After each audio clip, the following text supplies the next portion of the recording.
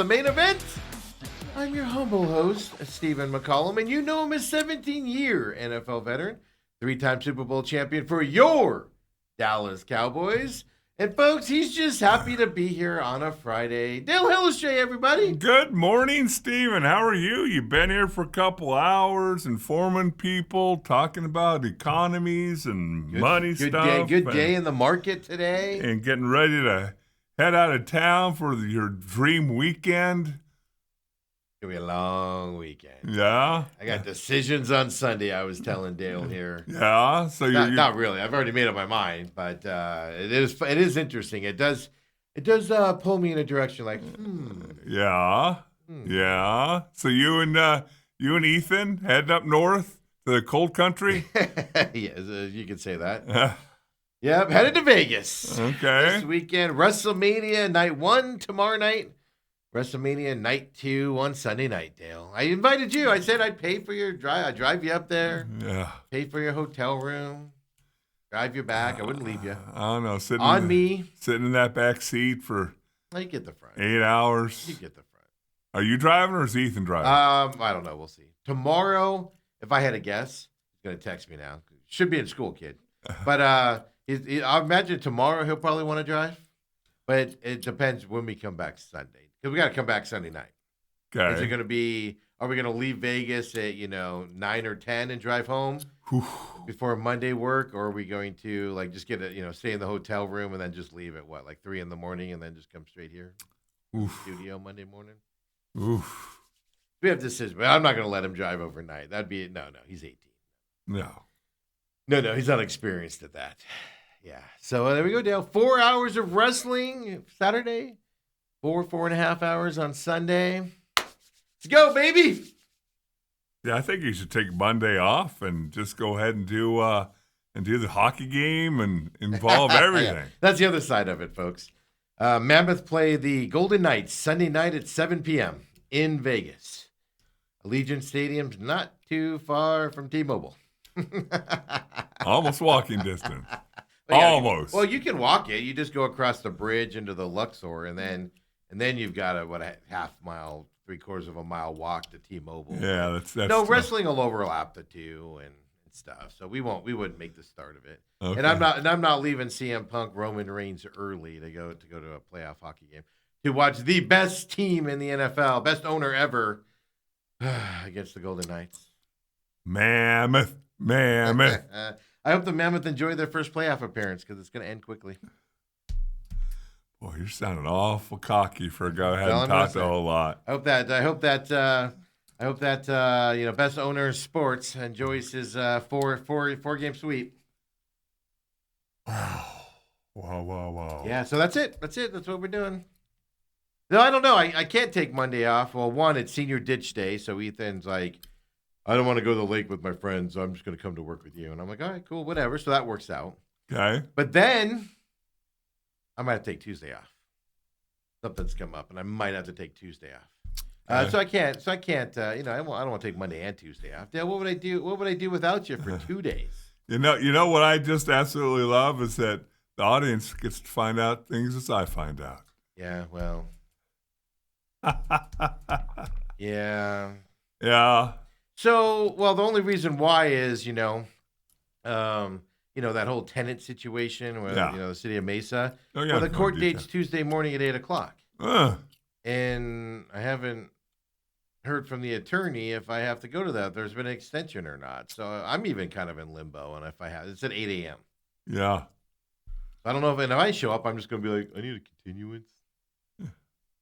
And you're out of there in 5 minutes? Yeah, it'll be a 5-minute thing, So, Or yeah.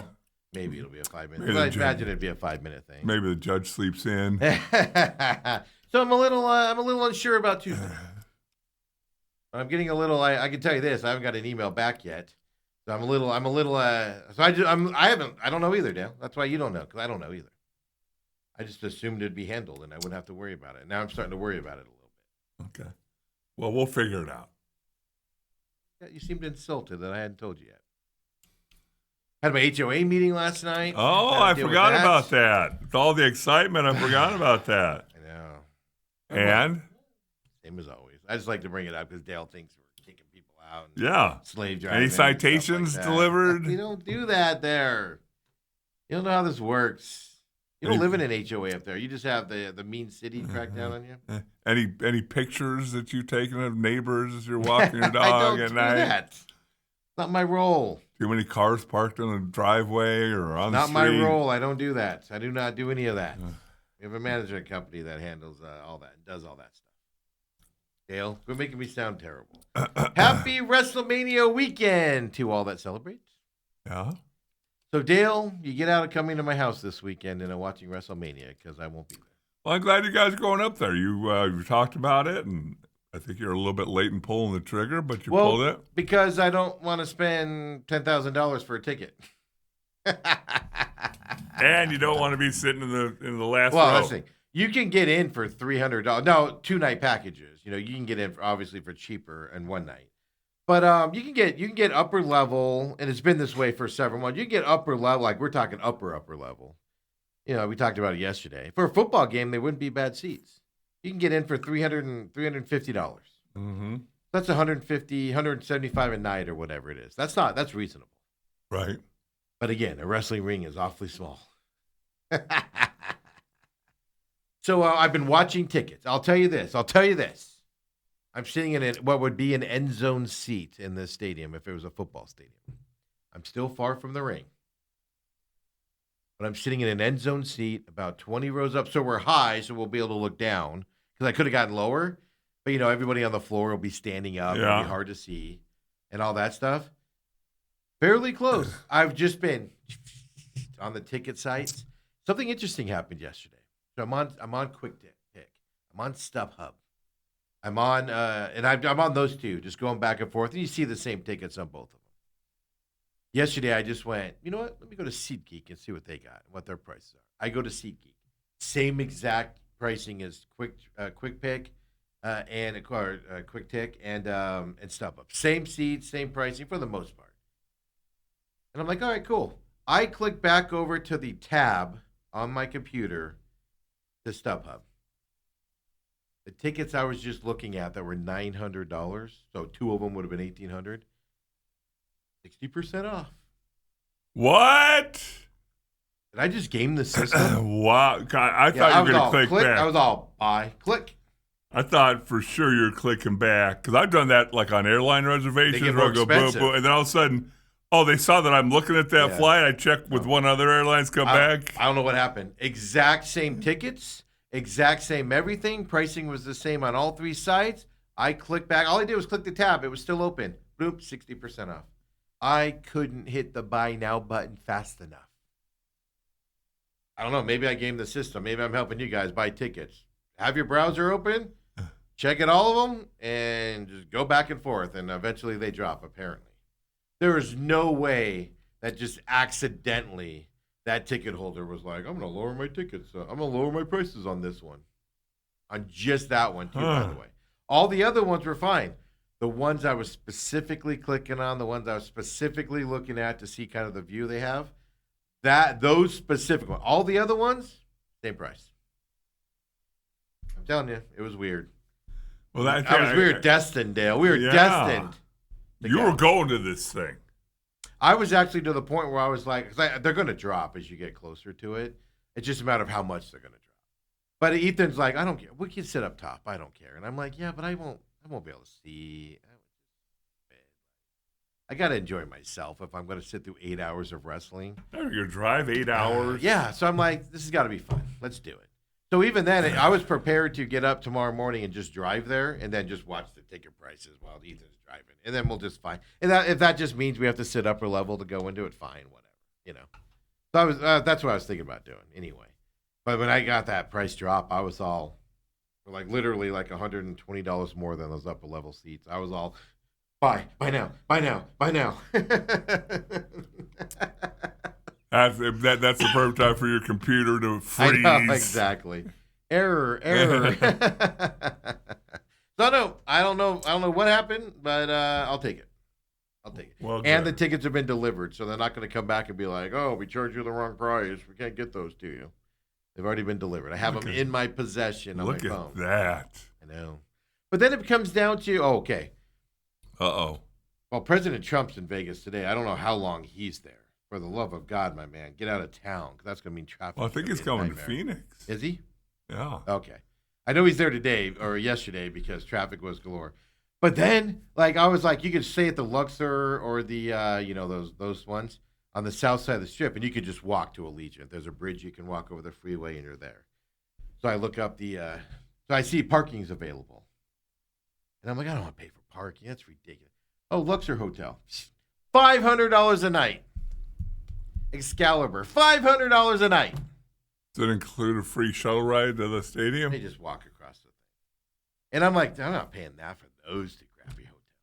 So I'm going up and down the strip expense. Then you got to walk forever, you know. And for those who don't know, my family's from Vegas, and I'm not a big strip guy with all the fees you have to pay in walking, you know, and stuff like that. And so I'm like, I'll just stay at a Holiday Inn, like off camp, you know.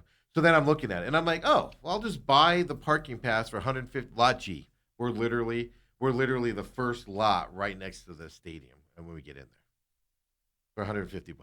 I'm like, sweet. So now we both can days? save. Yeah, both days. Okay. So now we can stay like Henderson or North Las Vegas or something. You know, find a lower rate than $500 a night on a hotel. Vegas, stop ripping people off, please. It's not that impressive. It's just not.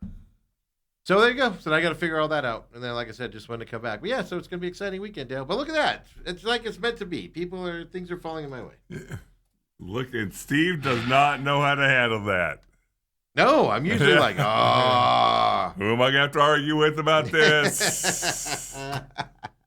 I was like, I'm going to have to hit my cousin up, scratch on her couches. So if you leave tomorrow morning, you'll get there probably noonish? Yeah, so I figure, well, because the pre-match stuff starts at 2:30. Plus, you know, if you know where Allegiant is, it's not easy to drive to. Like the whole area just sucks. So then you're like, how long do we plan to? It's not like we're going to Cardinal Stadium where we know how to get in and get in fast. Right. I have no idea. So probably we're gonna roll in probably noon or so. I'm hoping, and then we'll just stop and eat like lunch or something like the Chili's down by South Point or something. Like stop and eat there, just get a lunch so we don't have to eat at the stadium as much. And then we'll probably just head straight over there. Yeah. So you'll be there 2:30, the preliminary stuff, and then when does the real stuff start? 3 o'clock. Oh, although that's not bad. I thought maybe it's a couple hours. No, but if we get there at 2, knowing my luck, we're going to get there at 1:45, 2, and we're going to go right in and park, and we're just going to be sitting there. We'll be watching the ring people. Well, we'll be watching the ring people installing the ring. That's better luck than being stuck in traffic and being there at 3:30. I know. Then it's like 3. It's about, they say 4 to 4.5 hours for these things. So you're thinking 8 o'clock. 8 o'clock is what I'm guessing. Yeah. So you get a decent night's sleep, and you get to sleep in the morning. Yeah, because it's not till 2 then. Yeah, I know. A friend of mine yesterday was all, man, you're not staying on the strip? Man, what are you going to do afterwards? And I'm like, I got my 18-year-old. Like, what are we going to do? Gallivant up and down the strip? I thought you might show him how to play a little blackjack. Son, this is what you do. Let me school you. You get 2 aces, you double down. And then I look at him and I go, you know that college we're going to go look at next week? Yeah, cancel that. That ain't happening anymore. Yeah, it was pretty funny, man. But I was just like, I'm just like, what do we think we're gonna do? Like, we can get up Sunday morning and go down there and, and watch all the drunken people from Sunday night. morning. There'll be all the stumblers. Yeah. No, you go not too early, but not too late. It'll just be you and the locals and stuff down there. Let them clear the streets. Yeah, hose it off. Yeah. But yeah, so there you go. That's my weekend, Dale. What's your weekend like? Not nearly that exciting. Got a scholarship luncheon tomorrow. Give away my dad's scholarship. Tomorrow night, right? Tomorrow after it's luncheon. Oh, lunch. Okay, yeah. I missed that. Yeah. Oh, I eat lunch at 3 o'clock. So it's practically dinner. You eat lunch anywhere from 10 a.m. to 3 p.m. That's fantastic. Sorry, I can't make it. Yeah. Had a table for you. If you did, I wouldn't be going to WrestleMania. I'd be there. I can tell you that, but I wasn't invited. So you enjoyed that. We'll try and help some high school kids out. Did you find out who got it? Don't say it. I don't want you to announce it here. No, they have not told me yet. The one thing, when I set the scholarship up, the one thing that I go through this Arizona Community Foundation, they do a bunch of scholarships, and they said, you can't be the chooser of the scholarships. because when my daughters went to school, I could have probably given it to them. Yeah, exactly. So there's a whole panel. Brad Sesmat's put together a little group, and they're the ones who scour it. Yeah, I think you'd want it that way anyway, right? Because wouldn't you feel bad if you have to choose? What if there's, because you know this is the case, there's probably two people. Well, I'm not hearing my voice again. I know, so my computer again. If there's two people, and you just take the name off the paper, they're identical or close to identical. Right. You'd feel bad for the one. So you don't want to be choosing. No. You want somebody else. And the other thing is these guys, they ask for, you have to apply, and they have a page-and-a-half questionnaire. I mean, it's a $5,000 scholarship. I know, and I know who's not winning it because he's going to WrestleMania with me. Thanks, Dale. Yeah. Thanks, Dale. Now, what would you do if you get up at Saturday morning and you get ready to go and he's gone? I'm going to go, Ethan, you're going to go collect this scholarship. Yeah, it used to be I used to go $5,000. Is that even significant enough? Yeah. And anything helps. And all that. But, what they take everything into account, because, my mom, I sat down with her when we started this back in 2000, and I said, what do you want it to signify? And she said, well, I want to be a well-rounded athlete.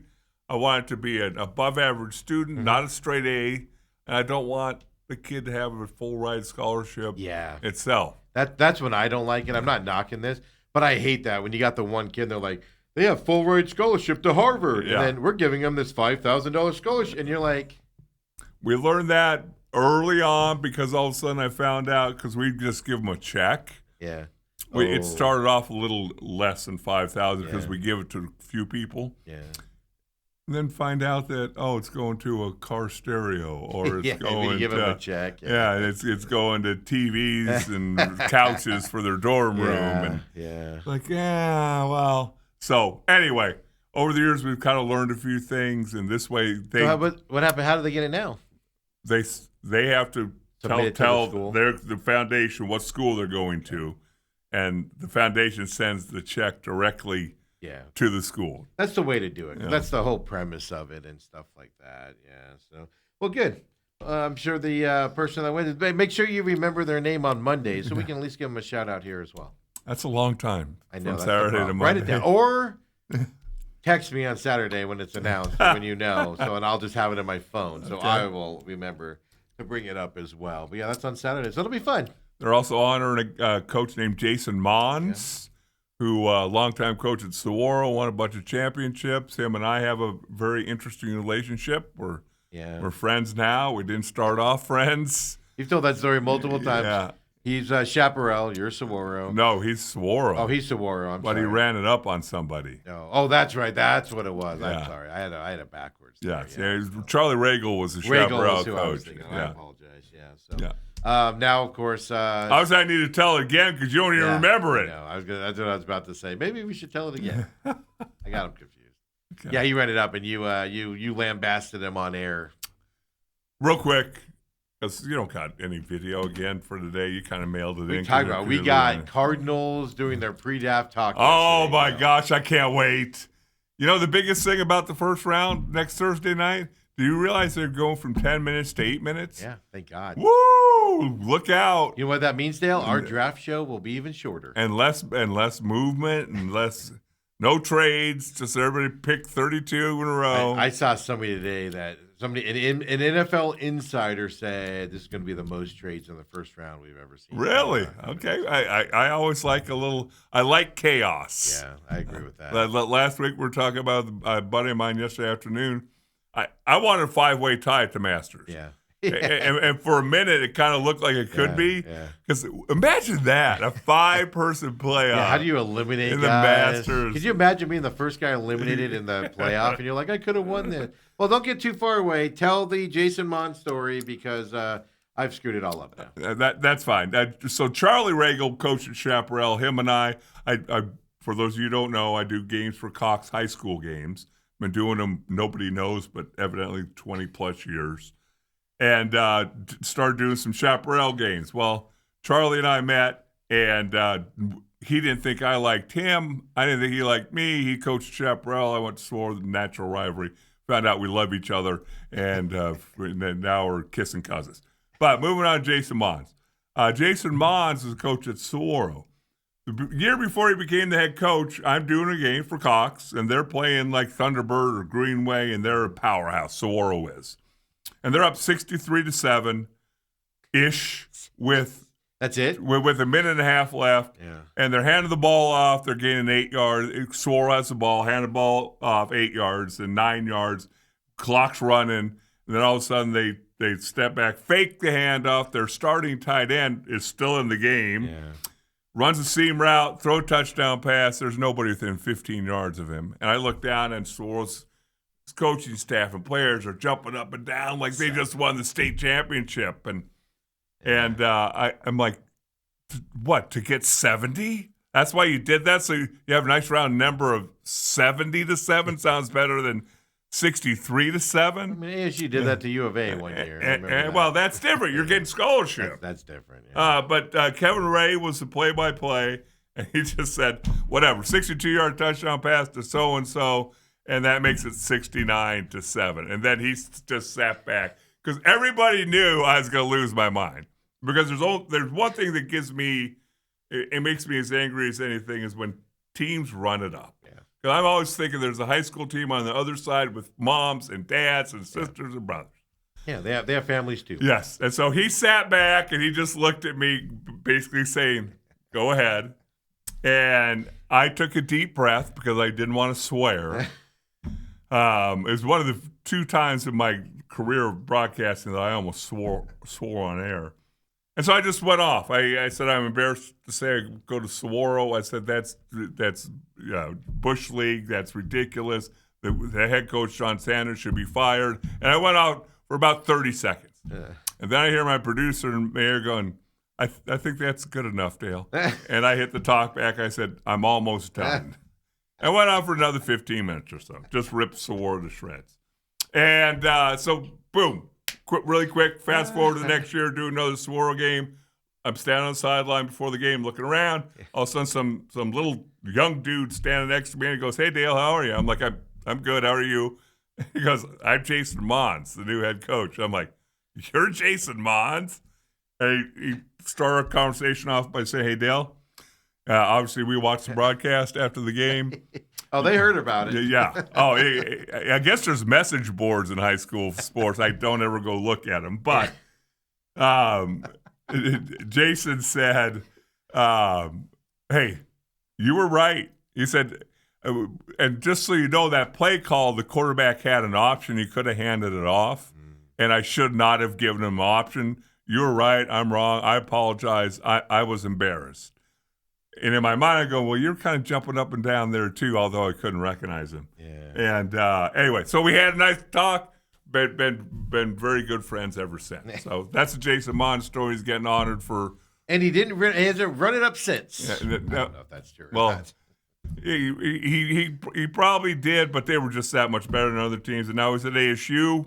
But I agree. You don't call a play where you give the quarterback a shot. No, because the 16-year-old kids can say, hey, I want to add onto my stats. Yeah, you go, you hand that ball. You take a knee. Yeah. Well, what other people don't understand is that if you throw for 12 touchdowns in a season, well, maybe you throw 4 against the Little Sisters of the Poor, but then the year you got 12 touchdown passes. Yeah. It doesn't go, oh, well, before those were against, Steve McCollum and Hellestray were the cover corners. Yeah, me trying to cover a guy.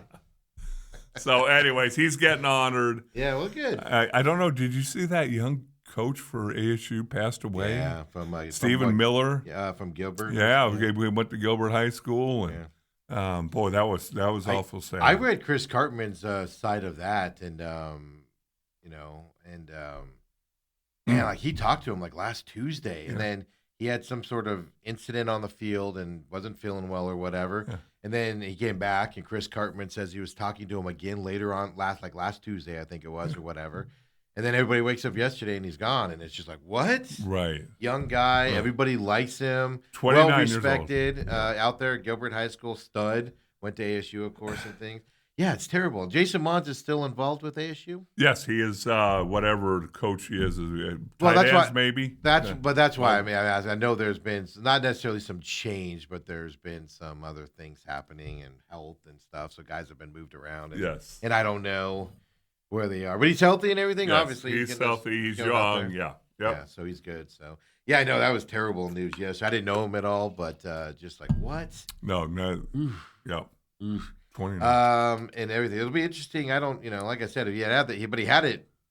According at least to what I read on Chris Cartman's Sun Devil Source, what he was saying, if something happened on the field and he went and got checked out, came back, and then like I said, now it supposedly went on. So, man, not good at all. But type of thing. But we do have Cardinals spoke yesterday pre-draft, which is normally like. You and I were like standing outside, and it was in your car. We could hear it, and I was like, "Yeah, this is stupid. They're just gonna bloviate." No, this got interesting. Really? This got interesting yesterday. Okay. Smokescreen? I don't know, but holy heck, Dale! Got to talk about a couple things. Well, Suns tonight, of course. Go ahead. Obviously, they started the press conference. I don't know if you're going into it, but they did do a really nice job complimenting Dave McGinnis and acknowledging his passing away and all that. But you go ahead and go. I forgot to mention that too. They really did. They did a great tribute to him, and those are guys that obviously weren't there when he was there, and things like that. But no, I'm just going to preview Suns Warriors tonight. No team has ever, no 7 seed going into the play-ins has ever not made the playoffs. So that means there's got to be a first. I was thinking this last night because you mentioned that stat yesterday. Yeah. And last night I go, wouldn't that just be a Suns thing to do? That's what we're known for. Yes. Just stupid stats like that where we all go, yeah, seems about right. There's only one team in the history of the NBA that had the number 7 seed going in and didn't make the playoffs. But we do have NBA. So tonight, 7 p.m. for that. The Eastern, Hornets and Magic, 4:30 p.m. Suns are at 7. At home as well tonight. So we'll preview those, of course. NHL playoff bracket is set as well, and that's how I know Sunday night, Mammoth invade Vegas Sunday nights as well. For that, we'll get into the press conference. Diamondbacks weekend, Blue Jays this weekend. Another tough team coming in. Even though the record doesn't say they're really good, it's still the Blue Jays. At the end of the year, they will be there. Exactly. So we'll get into it all. Come on back, guys. Main event, Friday edition. Let's go!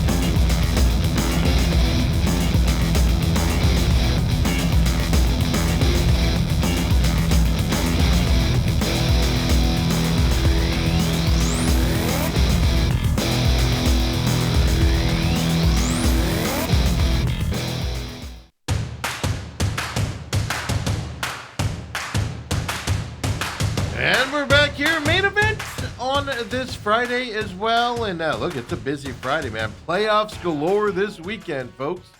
NBA playoffs, besides the play-in games tonight, get underway tomorrow. NHL gets underway tomorrow with 3 games. We'll get you updated on all that as well coming up. But before we get into that, of course, NFL, we are a week away from the NFL draft. Next Thursday night, we'll be going live, 4 p.m. As well. We'll be definitely on YouTube streaming live, probably at Robat TV. We're anticipating being there unless there's a couple of hiccups that we're not anticipating to happen, but there are some question marks we got to work through. But that is coming up. Me, Bruce Cooper, Dale Hellestree, special guest joining us as well. Man, he's way excited to be involved in this. Which I'm shocked by. Shocked by. Well, especially where it's being held. Well, that's the problem. Like, he's hosting it, and I'm just I'm saying where the draft's being held the draft. and where we're doing it from. Yeah. And it's just like, what is happening right now? But that's coming your way on Thursday. So just turn the draft on ESPN or wherever you watch it at. And, of course, turn it down. Listen to our analysis as opposed to the bloviating nonsense of those guys. And Mel Kiper going, I think Shedeur Sanders should be a first-round draft pick. Best available, Deshaun Sanders for 5 rounds. He's a Pro Bowler now. I was right about him last year. So that's coming up next Thursday night as well. So it's going to be fun. But the Cardinals, let's get into this. They did their press conference. Before we do that, they did announce yesterday, Monty Ossenfort did, Paris Johnson, they did exercise his 5th-year option. Okay. I don't think that's a surprise. For some reason, some people are like, oh, Cardinals didn't. And I'm like, if they wouldn't have done it, that would have been the surprise in my eyes. Right. He's your left side of the line. He's your starting left tackle. For a long time, folks. Yeah. You know, that's what you're hoping. No, he hasn't been a Pro Bowler yet or anything, which some people knock him on, but he's one of the better ones in this league to do it, especially at a young kid there. $19 million for this for 2027 for that 5th-year option. But I'll tell you this, folks. He's got a contract extension incoming. It's just a matter of when, not if. Well, they're only going to have $178 million next year in salary cap space. So we're going to talk about this. Also, I don't have the clip of this because I screwed it up, but I do have the text of it. Okay. He talks about the salary cap and free agency money also for, but I don't want to get into that right now. We'll hit that up at the end. I'm a read between the lines kind of guy. Oh, I know you are. And when he says, I'll tell you this, 2 other people in the media that I know, one of them I talked to, he came to me with, here's what I think happened. And it's the same thing I think. So I'm not the only one reading between the lines this way. And I'll say this, Josh Weinfirst put it out on Twitter as well, that he thinks like I'm thinking on that comment. So we'll get to that in a minute. But interesting thing happened yesterday. Monty was talking about the QB1 position. Remember now we have to set this up. So Kobe, just when I call for it, this is going to be Monty on QB1. Just a heads up here because we have a bunch of QB talk here. Remember before they flat out said the Kyler Murray controversy, or when they released him, Jacoby Brissett's our starter. And then what they do? They went out and got I almost said Baker Mayfield. Holy cow. Gardner Minshew. They went out and got Gardner Minshew, paying him a pretty penny. And they said Gardner Minshew's our starter. They said it. Our starter is this guy. And then Gardner Minshew's our backup. They flat out said it, folks. Right? Remember that, Dale? I do remember. Yeah. Here's Monty yesterday on QB1 in this press conference. Yeah, I mean, I think, listen, we got Jacoby, Gardner, they both played a lot of ball. I think, as we sit here today, we're trying to install a system. You guys are rolling. I'll defer to you on that, but we're not really naming anybody, and we'll see how that room looks by the time we get in August. Yeah, we'll piggyback off that. I mean, that's there's going to be certain, if you're going to ask me on tight end, I think, there's certain positions that, you feel really good about, and I feel really good about the quarterback position. Why? Because both those guys have played a lot of football. So right now, none of that's even being discussed because all we're trying to do is get a foundational aspect of what this system looks like. And then, like I keep telling the guys, we have the foundational aspects of what we want it to look like, but we're going to fit it to the skill set of what these guys can do. We're not going to be the Rams, we're not going to be the Niners, we're not going to be the Packers, we're not going to be anyone but the Arizona Cardinals. And that organically, the best offenses I've been a part of organically have gotten to that point. Did you hear them say they have a starting quarterback? I didn't sound like either one of them were ready to commit. Maybe Minshew's come in and just lighten it up, Steven. Or maybe they think Ty Simpson's their starting quarterback this year. Oh, please. So hold on. Keep that thought. You think I'm delirious? The press conference continued, Dale. Oh, no. But they were adamant. Jacoby Brissett was there. They have a picture of him. And they put a picture of him in the training room and at the practice facility. that he's QB1. And now you're telling us, oh, we'll see what the QB room looks like in, the beginning of the year. Excuse me, what? Wow. Please tell me. Wow. Please tell me. Dale, they did not. Why the back off of QB1 all of a sudden? They didn't back off of it when they let Kyler go. Now all of a sudden, oh, we got two guys with skill sets in there. We'll see where we land. Oh. Excuse me? If you're planning on going to next season with Gardner, Mustache, Minshew, or Ty Simpson, I heard that yesterday, Dale.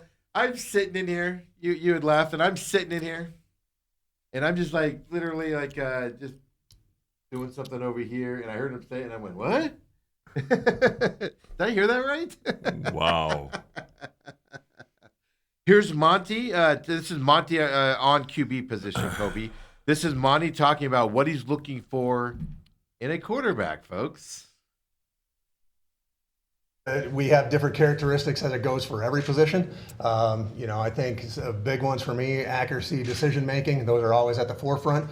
And so every year we put there's different flavors of quarterbacks, different sizes, different styles, and so it looks different. The college game looks different than the NFL game does, and so. It's up to us to really look at those guys and project how they're going to translate to our league. And so, every year's different, and we've certainly did our share of evaluation on the quarterbacks in this year's draft. They certainly did that because they brought in Drew Alar, or Alarm, as I like to call him. Right? They certainly did, and they did bring in Simpson. He was the last one they brought in. But they did do that. But again, he likes what? What did he say he liked from quarterbacks? Decision-making, accuracy. Yeah. Okay. You're not committing to a QB1 right now, huh? Are you saying Ty Simpson fits that description?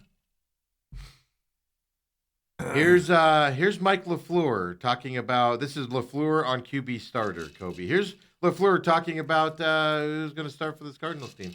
Yeah, I mean, I think there's something to be said about that. Monty just alluded to it as well. And it seems like, there's no factual statement with what I'm about to say, but the college game and the pro game are just so different, and then where did that college player play? Was the competition as high as it was, at school A compared to school B? And so there's so many factors in there. Ultimately you're going to play the best player that you think is going to give you the best chance of winning, period. If all things are equal, then yeah, you'd rather have that veteran kind of show that guy. But again, if we all believe as an organization that the young guy is going to give you the best chance during that 60-minute game to win, then you're going to throw him out there.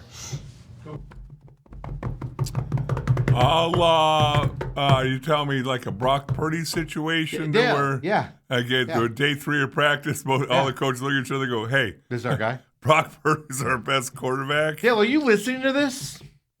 They are setting you up as a fan base that there's going to be a rookie starter this year. They're setting you up in case it happens. There's no other way to read. You can't read into this any other way. Oh, no, if the young guy's better than the veterans, he'll start. What young guy, coach? Oh, the guy you're going to draft this year? That guy? Why is this even a conversation, Dale? Well, it's a conversation because evidently they're planning on taking Ty Simpson. Thank you. Or somewhere. Or Drew. Or Penn State quarterback. Man. But what? This came out of left field yesterday. We're all going, Jacoby Brissett's our starter. Da-dum. And now they're sitting in a press conference before the draft going, oh, no, we bring a young guy in here. He'll start if he's good enough. They're telling a future draft pick, possible draft pick, you come here and you have the ability to start over our 2 veteran guys. They're sending that message directly out there. They're telling their fan base, oh, we're not sold on Jacoby Brissett. What do you say? Oh, it depends where the quarterback's from. What school did he go to? Last I checked, Dale, Alabama and Penn State are pretty good programs out there in big schools. Well, the next thing he said was, and the competition they played against. Last time I checked, they played some pretty dang good competition. Dale, I am not crazy on this, am I? I couldn't pick me off the floor fast enough yesterday. I fell on the floor so quick.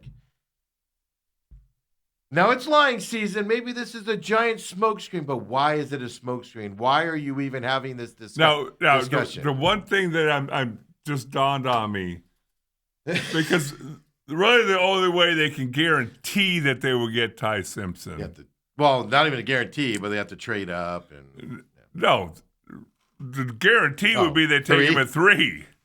oh dear God, I didn't even think of that possibility. That'd be the only way they could guarantee. I'm convinced they're taking Love in this draft, and I'll tell you why. Oh, I'll tell you why in a minute. Wow. Now it's lighting season. There's smoke screens galore. And stuff. But why are you smoke screening on a Ty Simpson?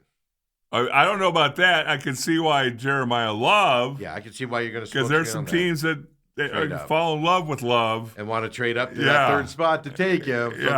that one you're going to I say you yes, really like. I him. can Yeah. sell that. But this quarterback thing, isn't this weird? Because you would have to then be guessing when you get into the 20s Yeah, who might take him. because you can trade up to 22, and the 21st person. takes Yeah. him.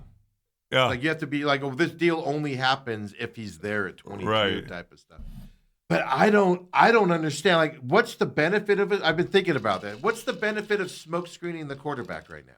There isn't one. Like, and you're not even like, if they were smoke screening this, they would be pushing. Oh yeah, we're not interested in a quarterback. Jacoby Brissett's our guy. We're not looking at a quarterback this year. And then you sneak up and steal Ty Simpson when everybody's not thinking you're going to. That's the angle you would take if you're smoke screening the quarterback. They are sending the signals yesterday. A young quarterback can be drafted this year and start if he goes to a big school, big competition. He's is accurate. Makes good decision. And we're not sold on our two guys in the quarterback room right now. Excuse me, what? An innocuous, what I thought was going to be the most innocuous, most boring press conference on the face of the planet. Which they yesterday. usually are. I was like, excuse me? There you go, Dale. That's what we learned yesterday. Jacoby Brissett's not the guy. If there's a young guy that comes in here. Mm-mm-mm. I've been, okay. And then you couple that with all the national people saying, oh, Ty Simpson's going to the Cardinals. Not just Ty Simpson has a chance to go to the Cardinals. That's who the Cardinals like him. Pat McAfee has guests on every week. They go, oh, Ty Simpson's going to the Cardinals. Like, emphatically. Schefter's, oh, Ty Simpson to the Cardinals. Really? Watch for that. Watch for that to happen. People aren't just going, no, this could happen, and the Cardinals like him and everything. They're just flat out going, oh, Ty Simpson's going to be with the Cardinals. I'd be shocked if he's not. Multiple people.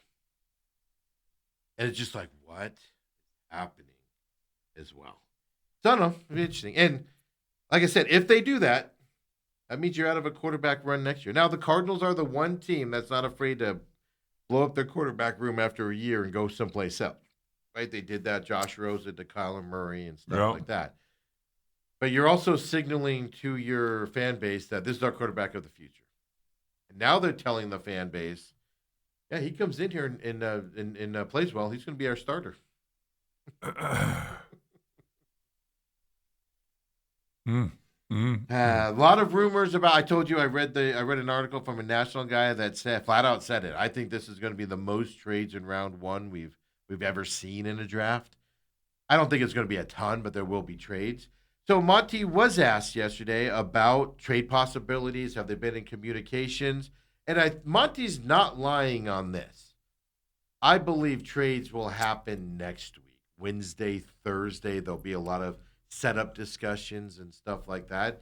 But nothing's going. You're not going to hear about a draft trade on Wednesday. You're going to hear about it Thursday, before their pick and stuff like that. Monty just talks about trade possibilities and what happens right now around the NFL. Here's Monty on those trade possibilities.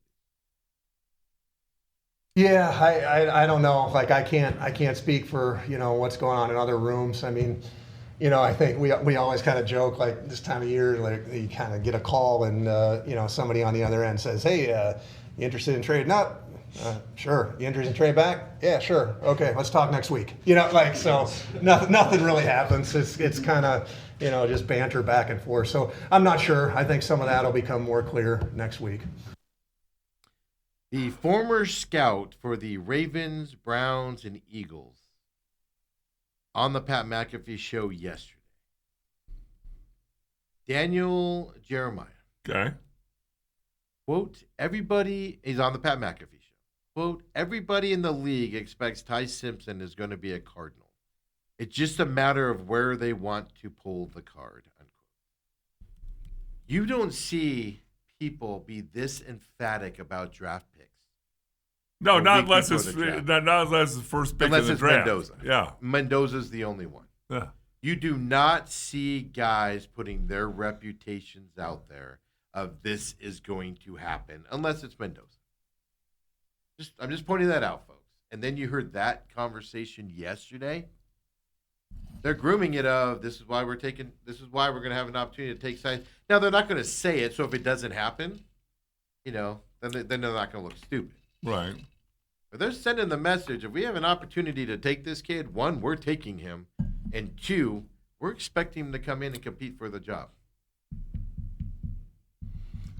Well, I don't know if you have this. Do you have more sound bites on mine in the quarterback position? Well, no, that's just on the quarterback side. Yeah, Okay, because it was basically all the other questions were just about that a little bit. yeah, I mean, I have some more just more generalizations of what he said, not the actual clips. Why do you have something? well, I was just reading this thing on ESPN. So Yep. when Osborne was, he was asked if he was comfortable to tandem with Brissett and Gardner. That was part of that one clip I shortened up that you heard. It was part of that one. But go ahead. And I mean, I think that's where we are right now. I think that's with every position that we have. We're going to look to add competition. And later said that's where we are right now. Is that how it looks going into training camp? I don't know. We'll see. Yeah, it was that same the clip I Yeah. played you. It was part of that kind of a repeating. Right. Yeah, they were emphatic. Jacoby Brissett was the QB1. Now they're not. At least publicly, they're like, we're looking at a guy from a big school with a big competition. Boy, college is a lot different than the NFL. So we have to see who they play, and they have to be accurate, and they have to be able to read defense. What? Excuse me? Right. When they got rid of Kyler Murray, there was we're looking to add room to our competition to our quarterback room. No. There was none of that talk down. They want Ty Simpson, or they want a quarterback in this draft, and they're priming you for when they take him. They're priming you, and they're sending the message. He's going to have an opportunity. The guy we think we're going to take, if we can get him, is going to be in the competition to play for us this year. That's what they're grooming you for, right there. And how can that be a smokescreen? Somebody explain to me how that's a smokescreen. There's no benefit for the Cardinals to say that. And then, like I said, national people. Right. Yesterday on Pat McAfee, Schefter said it. It's not, the Cardinals would really love to trade up and draft him. It's a possibility for the Cardinals. It's everybody thinks the Cardinals are trading up and getting Ty Simpson. And then you just heard Monty right there. Oh, it's just people making phone calls. So you automatically go, they're talking about the third pick. People are going, hey, are you interested in trading the third pick? All right, we'll talk next week. Could it also be the Cardinals going, bloop, bloop, bloop, bloop, bloop, bloop, bloop, bloop. Hey, you interested in trading that 20th pick? Bloop, bloop, bloop, bloop, bloop, bloop. You interested in trading that 21st pick? That's going to be fascinating because, the one thing I've read a lot about is the Cowboys' affinity for Love and wanting to move up to number 3. That's been the big topic. Yeah. And giving up their 2 number 1s. Yeah. Well, Oh, my So- God. so- so Trade what's your- that in 2 seconds. If you can get 2 number 1s for the third pick, oh, my God, you can have it. See you later. Sorry. I mean, interrupt. no, it's I got just excited there for a it's just second. one of those things because I have a mixed bag because I do go along with your thinking. Some of the Cardinals have done that Yes. in the past, and their history is they pass on a difference maker. Yeah. I was reading about that Houston Texans trade again. Yeah. Everything was botched because they were getting the next year's first round draft pick, but Houston made the playoffs. And then Houston got good. Yeah. Overnight. No, I I tend to agree with Bruce Cooper that if Jeremiah Love's there, you take that game changer. You need that game changer on offense. Yeah. And I'm even more, well, this is setting up this clip exactly the way we want to. I'm becoming more and more on the side of, where's LaFleur? He coached in San Francisco under Shanahan and in LA under McVay. What did those offenses have, Dale? They have Jeremiah Love type players. Right. Puka Nacua can move around, right? Niners, I just forgot his name, but he's with the Redskins last year. Oh my gosh, I just forgot his name. But guys that can play, they can come out of the backfield, they can play on the side, get the ball in their hands, they're dynamic, they can move around. I believe LaFleur wants that type of player.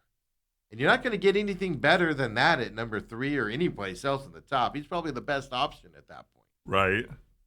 And I think LaFleur might want it. Well, here's LaFleur on his thoughts on that number 3 pick right here. Here we go. Okay now, dude? Oh, sorry, I didn't. I like what you're alluding to right there. No, but again, I know I'm going to give you the political answer, but it's the truth. Like, you just want to draft the best football player that's going to fit, your team and what you're looking for, regardless of the position. So yeah, there's always going to be the ones that you're going to talk about, the premium positions and all that. But what's been cool about the way I know he's approached it and seen it from afar is, hey, do these guys love the game? Are they smart football players, or are they tough? And so if that position's a punter and that's going to help us out, then let's roll. Hopefully we don't have to use them except for holding. Like how? I got those the punter out there, Dale. But I mean, look at that. After I'm like, oh man, they're looking at Jeremiah Love at number 3, Dale. Right there. You got so many. That's what I got right there. So would you be happy if they came away with Jeremiah Love and Ty Simpson?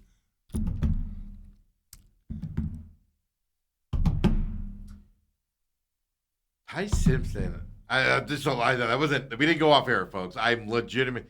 I cannot figure out if I would be happy if they picked Ty Simpson or not. Do they need a young corner? I like Ty Simpson as a quarterback. He throws a pretty ball. Probably the most prototypical,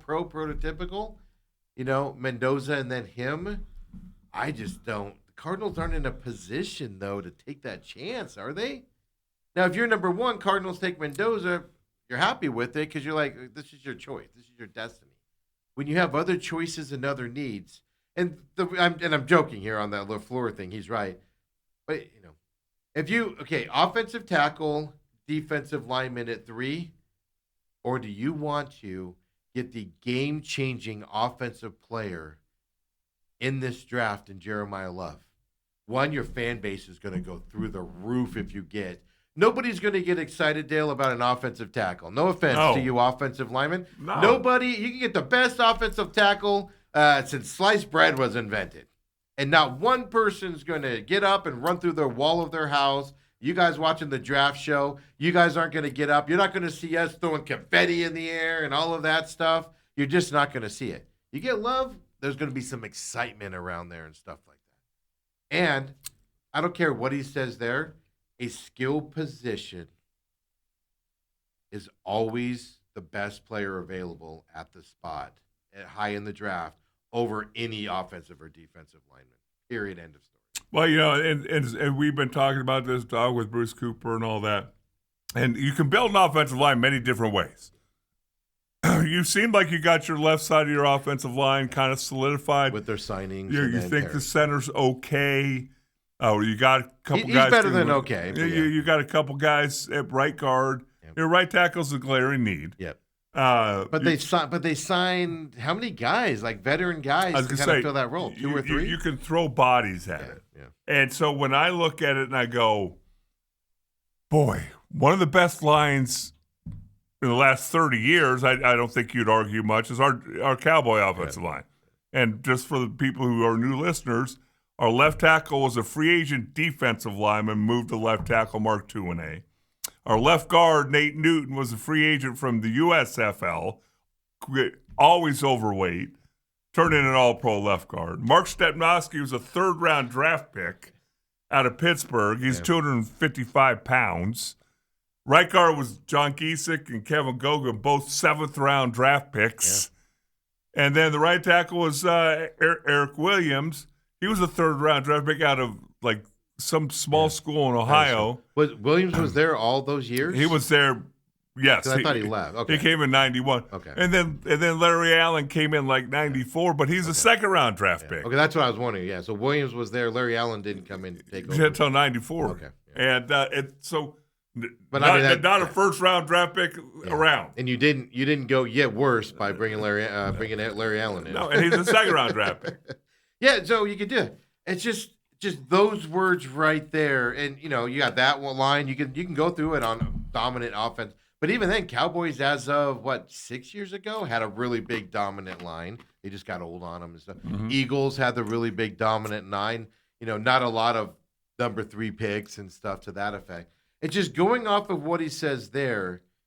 If you're picking the best player, regardless of position, in number 3, folks, you're taking Jeremiah Love.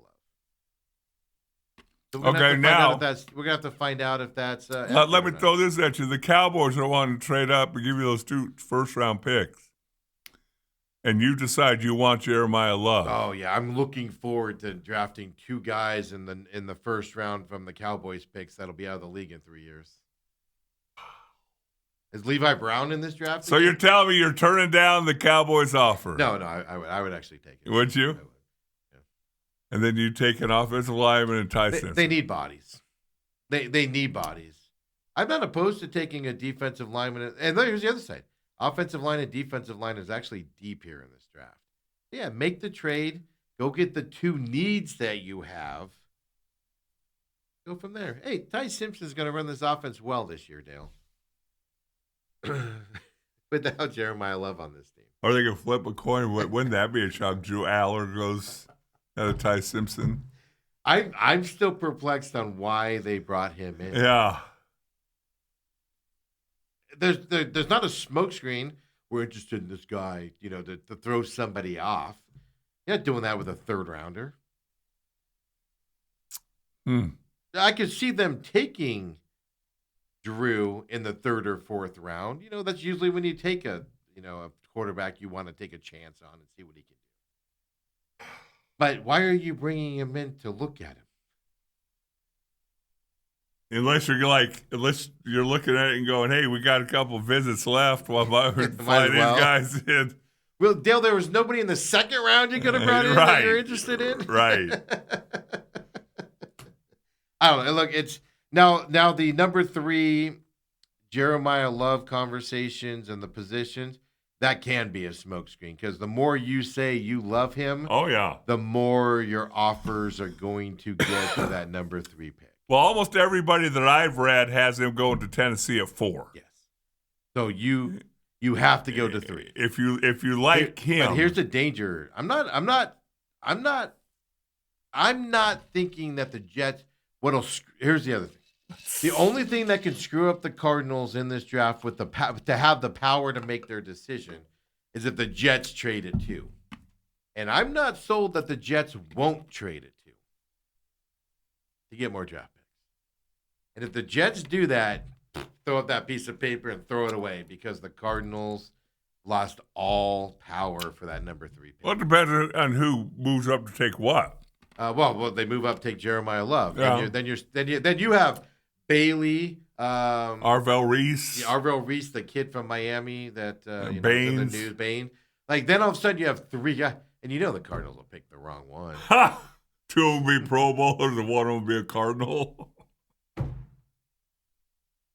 Oh, draft night's going to be so much fun, Dale. So much fun out there. We do have a little bit more on Monty because I don't have the clip. But he does say something. He talked about injured players last year.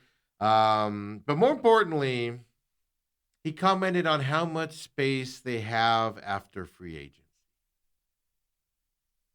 Come back, talk about it. Of course, we got Suns, Diamondbacks Nice still tease. as well. Come on back, folks. Second hour main event. You got me interested. I'm coming back. You're not leaving?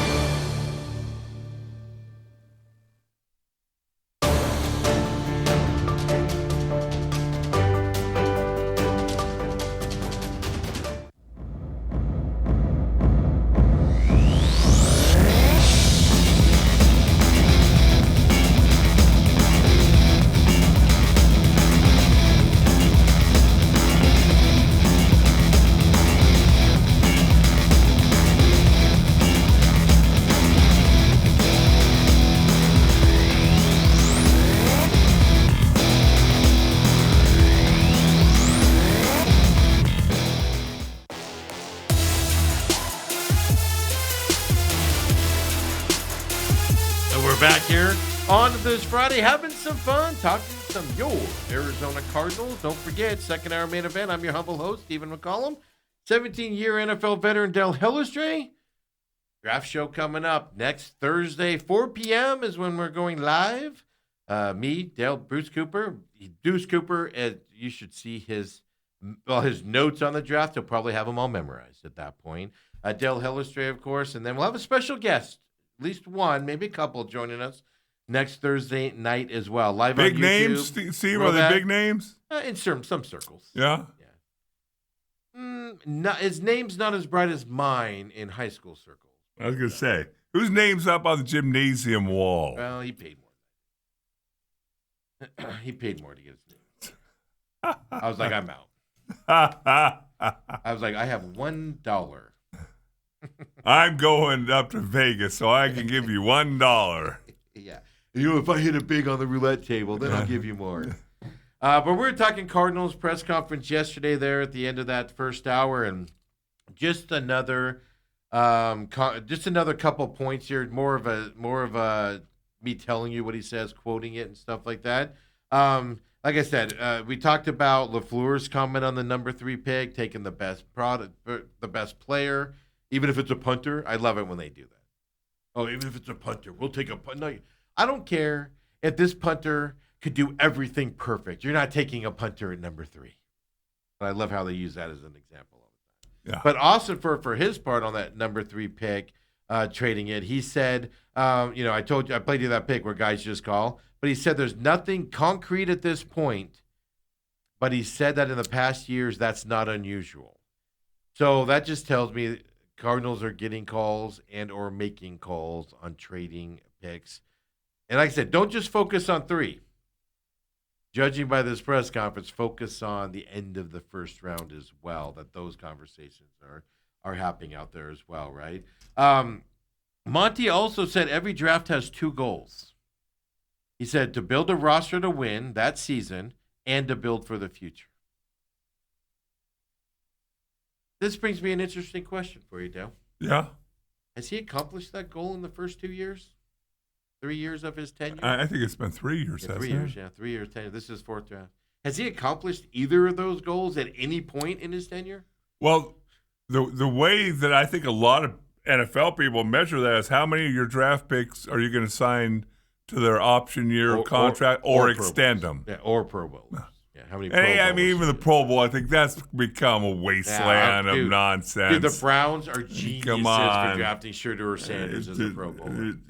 Yes, the Senator get that contract extension, and But they do. Well, people judge them whether it's a knock or not. But Monty Osford gets knocked all the time. You have no Pro Bowlers drafted, Right. type of stuff.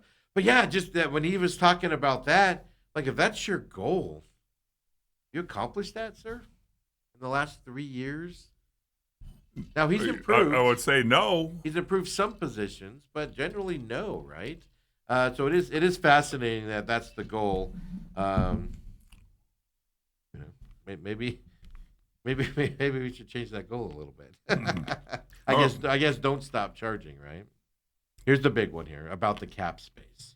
Monty Osford took a lot of garbage last year for leaving so much room on the roster with the cap space, not bringing guys in, etc. Well, he was asked yesterday about the amount of cap space and how much was left on the roster or left on this team after free agency this year, right? Here's his exact quote, Dale. You have to have guys that you want to go out aggressively and get. And you're at mercy in free agency of the players that are available. Unquote. Read between the lines there, Dale. Read that to me again. You have to have guys that you want to go out aggressively and get, and you're at the mercy in free agency of the players that are available.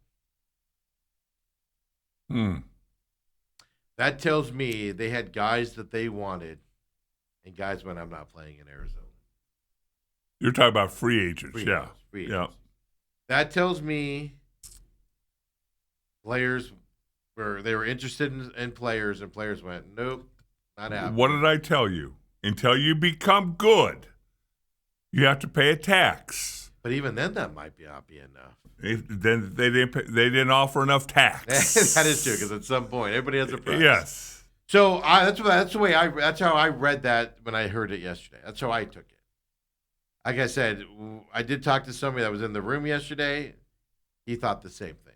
He volunteered it to me. But then Josh Weinfurst said, my translation of that comment for Josh Weinfurst, the Cardinals wanted to spend more, but players didn't want to sign with Arizona. So we're all kind of thinking the same thing. Right. They were prepared to spend money this free agency and bring guys in here. And players were like, nope, not doing it. Not doing it at all. Well, I mean, here's the thing, Steve. I just pulled up their last 4 drafts. And ideally, if you're a good NFL franchise, this is year 2026 coming up. Yes. Correct? 2026 draft. Yeah. So 2022, that's your 4 or 5 year veterans. Yeah. Yes. Those draft picks should be starters in this league. Yes. and contributing to Yes. this team. The crux of your club should be made out of 2020, maybe 1, 2, and 3 draft picks. Yes. And here's 2022. Trey McBride. Best tight end in No the league. brainer, best pick he's probably made. Oh, yeah. He's not going to make a better one. Let's put it that way. In the 3rd round, they picked Cameron Thomas. Who? Then my J. Sanders. I'm sorry, what? Keontae Ingram. Oh, my God. I think I think I ran into him at McDonald's yesterday. Okay, so those are top 3 picks. 2023, Paris Johnson. Stud. Yeah. No, not a Trey McBride pick, No. but still a By stud. a notch below him. Still a stud. BJ Olajari. I know that he's hurt. Yeah, he's contributing, but he is injured. But he is contributing to the team. But he's not. But you expected him to be. Garrett Williams. Yeah.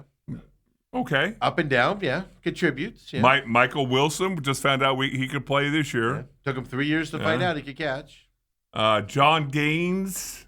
Nothing. He was an offensive lineman, Yeah, I believe. yeah. He was sporadic play when guys got injured. Yeah, wasn't terrible, but and he then- should have been a starter after 4 years. He should have been able to move into the starting lineup. And then Clayton Tune. Yeah, well, yeah, my favorite. And then He's been cut by the Jets since then. 2024, they drafted your guy, the one you got. I actually saw you get up on a table and stomp your feet for Marvin Harrison Jr. That did not happen. You needed help getting down. But Because I wanted neighbors that year. Darius Robinson, the other first-round pick. By all account, when he plays, stud. When He plays is the problem. Max Melton. Okay. Good player. Second-round pick, Trey Benson. People have their different ideas on them. I don't think anybody. I think everybody's on the same page on that one. Okay. Disappointment. And then last year, Walter Nolan, another guy who. Going to be a stud if healthy. Yeah. Yeah. Will Johnson. Stud Okay. if healthy. Jordan Birch Contributed last year a lot. and Cody Simon. Yeah. Denzel Burke also. Special teamers, yeah. And Denzel Burke contributed last year. Right. So Yeah. so those are the guys that you kind of look at. And then the last one I'll say is 2021 because that would be going into their 5th and 6th year now. Yeah. But when you do a coaching change, Yeah, most of those yeah. guys get blown out. Zaven Collins, Rondale Moore, Marco Wilson, Victor Dimukeji. You pronounce that. I'm not going to be able to now that you said it that way. No, that's the problem. Like, you need, my opinion on the NFL is, now, keep in mind, this isn't a Cardinals problem. Like I said, this is why I don't get all emphatic about the draft and things like that. I don't remember the exact number, but it's 60-something, 70% of your draft picks don't make it to the second contract with the team they drafted. Right. Most of the draft is failure. Yeah, you hear about Russell Wilson in the 3rd, but what about everybody else in that draft? How many 3rd-rounders in that draft of Russell Wilson actually made it to a 2nd and 3rd contract? Right. In this league? Very few is what I'm saying. So that's why I don't get excited about it. But you've got to hit, especially when you're high draft picks. You have to hit it. Your 1, 2, 3s, you got to be batting about 70%. And then you got to hit a 4th and a 5th round maybe every 3rd year. Yeah. That's just bonus when you hit those Right. guys. That's just a bonus at that point. Yeah. So, but it's just interesting, and then you add some veteran free agents in there, right? Not necessarily the top tier guys, but you go out there and you fill your holes with the free agents. And that's how you build your team up and roster and things. It's just some things, even on the free agency side, right? Like they overpaid Jonah Williams. Now, say what you want about him, he just didn't perform, but he was also hurt all the time. And he wasn't hurt at all before he got to the Cardinals.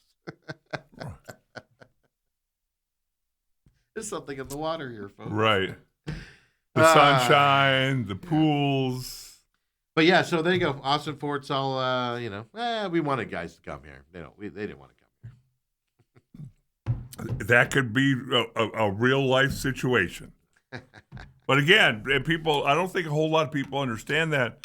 If the Rams are coveting you and the Cardinals are coveting you and they're offering the same amount of money, you can go, oh, well, there's higher taxes in L.A. Yeah, well, I'll make that up in playoff money. Yeah, my Super Bowl ring will be awfully shiny. Yes, and so when you're the dregs of the NFL, and that's what the Cardinals are. They're bottom 5 franchise right now, and I don't think that's a stretch. You might be doing them justice by saying they're bottom 5. You have to pay guys more than the other teams do. Yeah. So now, hopefully, in a couple of years, when all of a sudden the practice facilities that'll top change notch, things. That'll change things. and all that will change people's. Minnesota's not this great team of championship galore that everybody wants to go play at. But they'll go play there because of their practice facilities, the fan base, the stadiums, and all that stuff. And then they pay right, and that's why they go there. That will change things. That practice facility coming will do it. I was watching this thing the other day, and they were just showing the Tempe practice facility. Like I don't remember a time that hasn't been there. 49 years old. They gave it 86. 80, or 89, 88, whatever it was. 88 was their first season, so that thing had to be there in 87. So, but my point, I don't know when it was built. That thing's 50 years old. I don't care how many renovations you do to it. It's just almost 40. It's an old, crappy building at this Ugh. point. And they've renovated it. And I used to go in there all the time to go to the box office to deal with stuff and things like You go walk on And the it's just- uneven weight room floor, work on your ankle Yeah, no, I strength. decided, they're like, you send this waiver? 'Cause I'm like, I'm not going to lift in there. And they're like, no, just to walk in there, you have to sign the safety waiver. Here's a hard hat, sir. The roof tiles might fall on you, sir. You need to wear this hard hat so you can't sue us. Oh, my ankle. Last thing on this really quick here. Austin Fort said players who were injured last year, and this he said, quote, progressing well. Guys are looking good in terms of where they are in the rehab process, unquote. I'm going to bet you right now, we're talking Walter, Nolan, and other guys, we'll be lucky to see them even leading into preseason games. I think they're going to baby them a little bit this year. And I don't know if that's good, Dale, because they need reps. They need reps. Well, I need reps. Hopefully, they're spending 6 weeks on calves, strengthening calves. Oh, dear God, no. That's when they get hurt, apparently. Act like the calves aren't even there. How do you have Dale. 2 first-round picks No. and they both have calf They're issues? like, hey, I want to work on my calf. Nope. Nope. We're not doing that here, guys. We're going to pretend like the calves don't exist. Yeah, I look forward to the number 3 pick having a calf injury in the offseason leading up to training camp this year. That'll be fun. Oh, goodness gracious. So anyway, enough Cardinals talk. Well, there you go. Just leave it to the Cardinals in an innocuous press conference leading up to draft week, and it gets everybody's heartbeat. Crazy stuff out there. Really quick, Robert said Jets trading out of 2 makes sense for them, giving the sell-off last year and asking for 27 picks. He says they think the QB they're going to they think the QB they are going to ruin is in that class next year.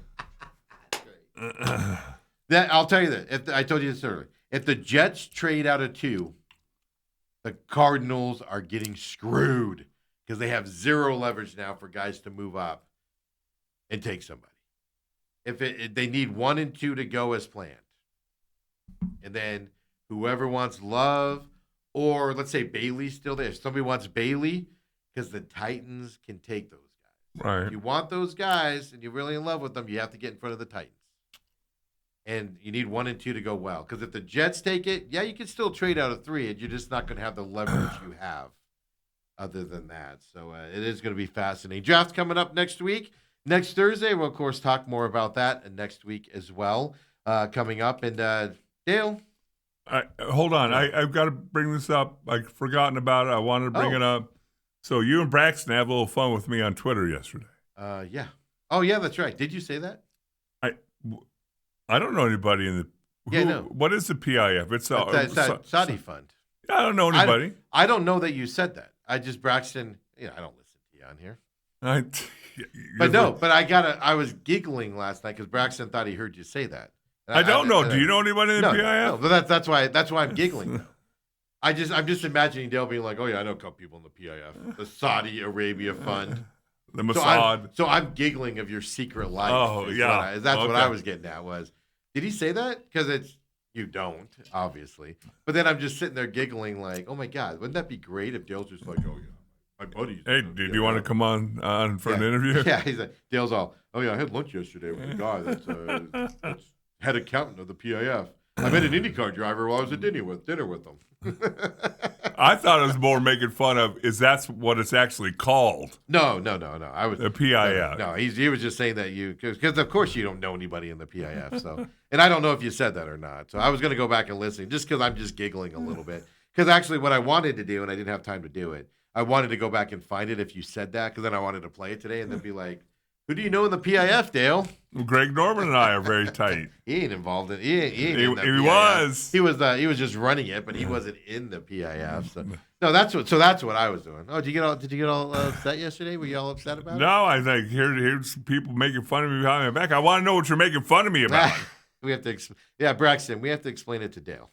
He's old. He doesn't understand. Now Braxton's gonna feel bad, like, oh Dale, I didn't mean anything by it. No, I don't. My feelings are not. Yeah, you know what? I was gonna bring that up earlier and I forgot, so I'm glad you brought that up. Yeah, so I was just giggling because I was just like, wouldn't that be something? Dale's just like, oh yeah, I know the accountant of the PIF. I had dinner with him last week. Steve, you need a flight up to Vegas? Yeah. I was gonna fly to Vegas because obviously that makes more sense, but I have to be back for Monday morning, and there's no flights out. There's no flights to get back here. Really? Time. So, okay. No flights to get there. Like there's like a 10 o'clock flight. Okay, so it ends at 8. What if it takes us a while to get out of there to get to the airport and things? So then you could, if you miss it, then what are you going to do? Right. So it's like, well, we'll just drive. It's a quick 4-hour drive, 5-hour drive from the East Valley to get over there and stuff. An hour less, obviously, if I just come straight to the studio Monday morning and stuff. So. It'll be fun, man. But Dale, don't be so sensitive. Right here, Move the Sticks with Daniel Jeremiah and Bucky Brooks.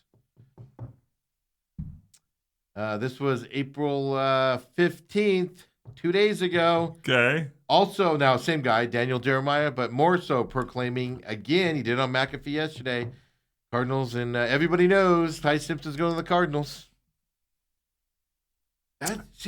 With what pick? Well, that's what they're saying.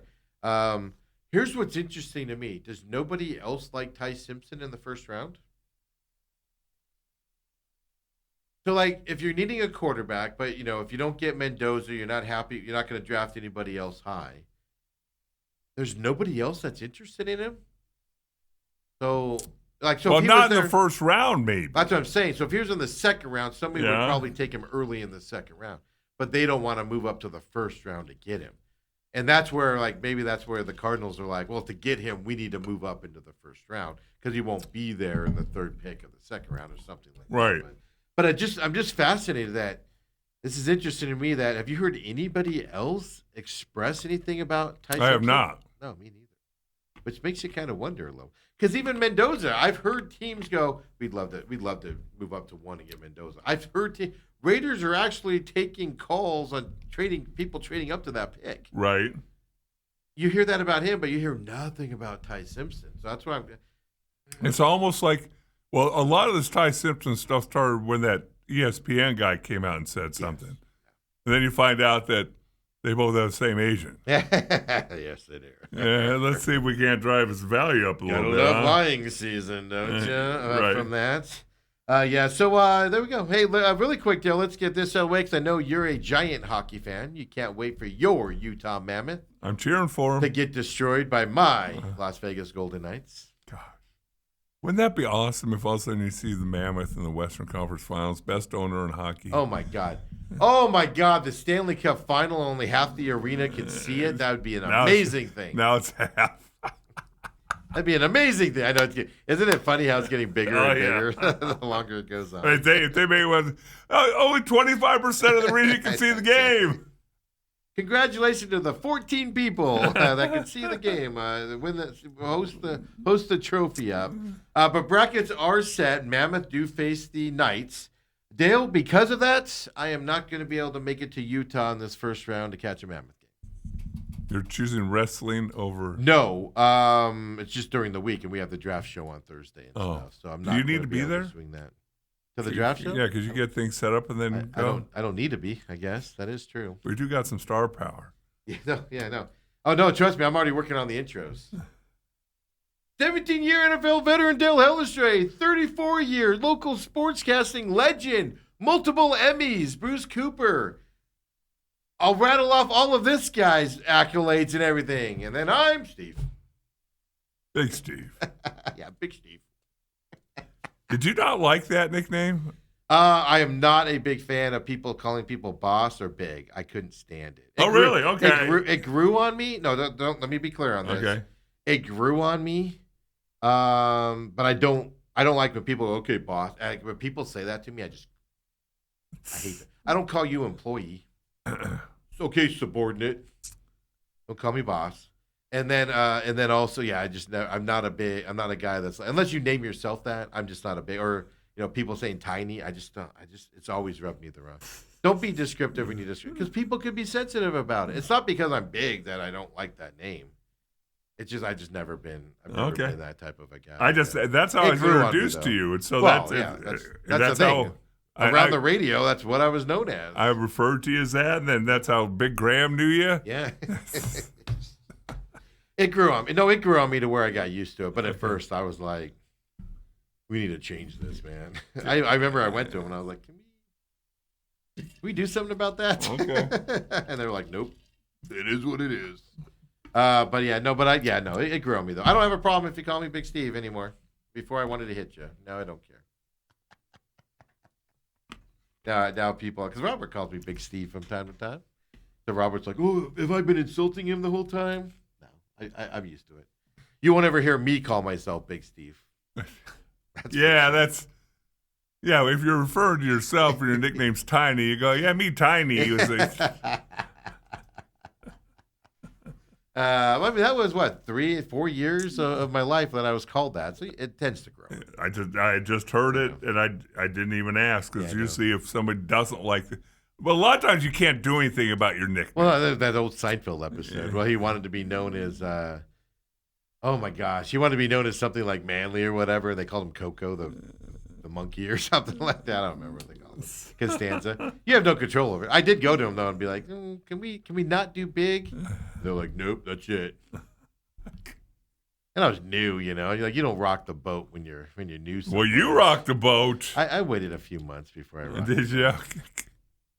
You rocked it right into. No, I was there for a good 1.5, 2 years before it got rocked. I didn't rock. First, hold up a second here. I didn't rock anything. Yes, you did. People came after me,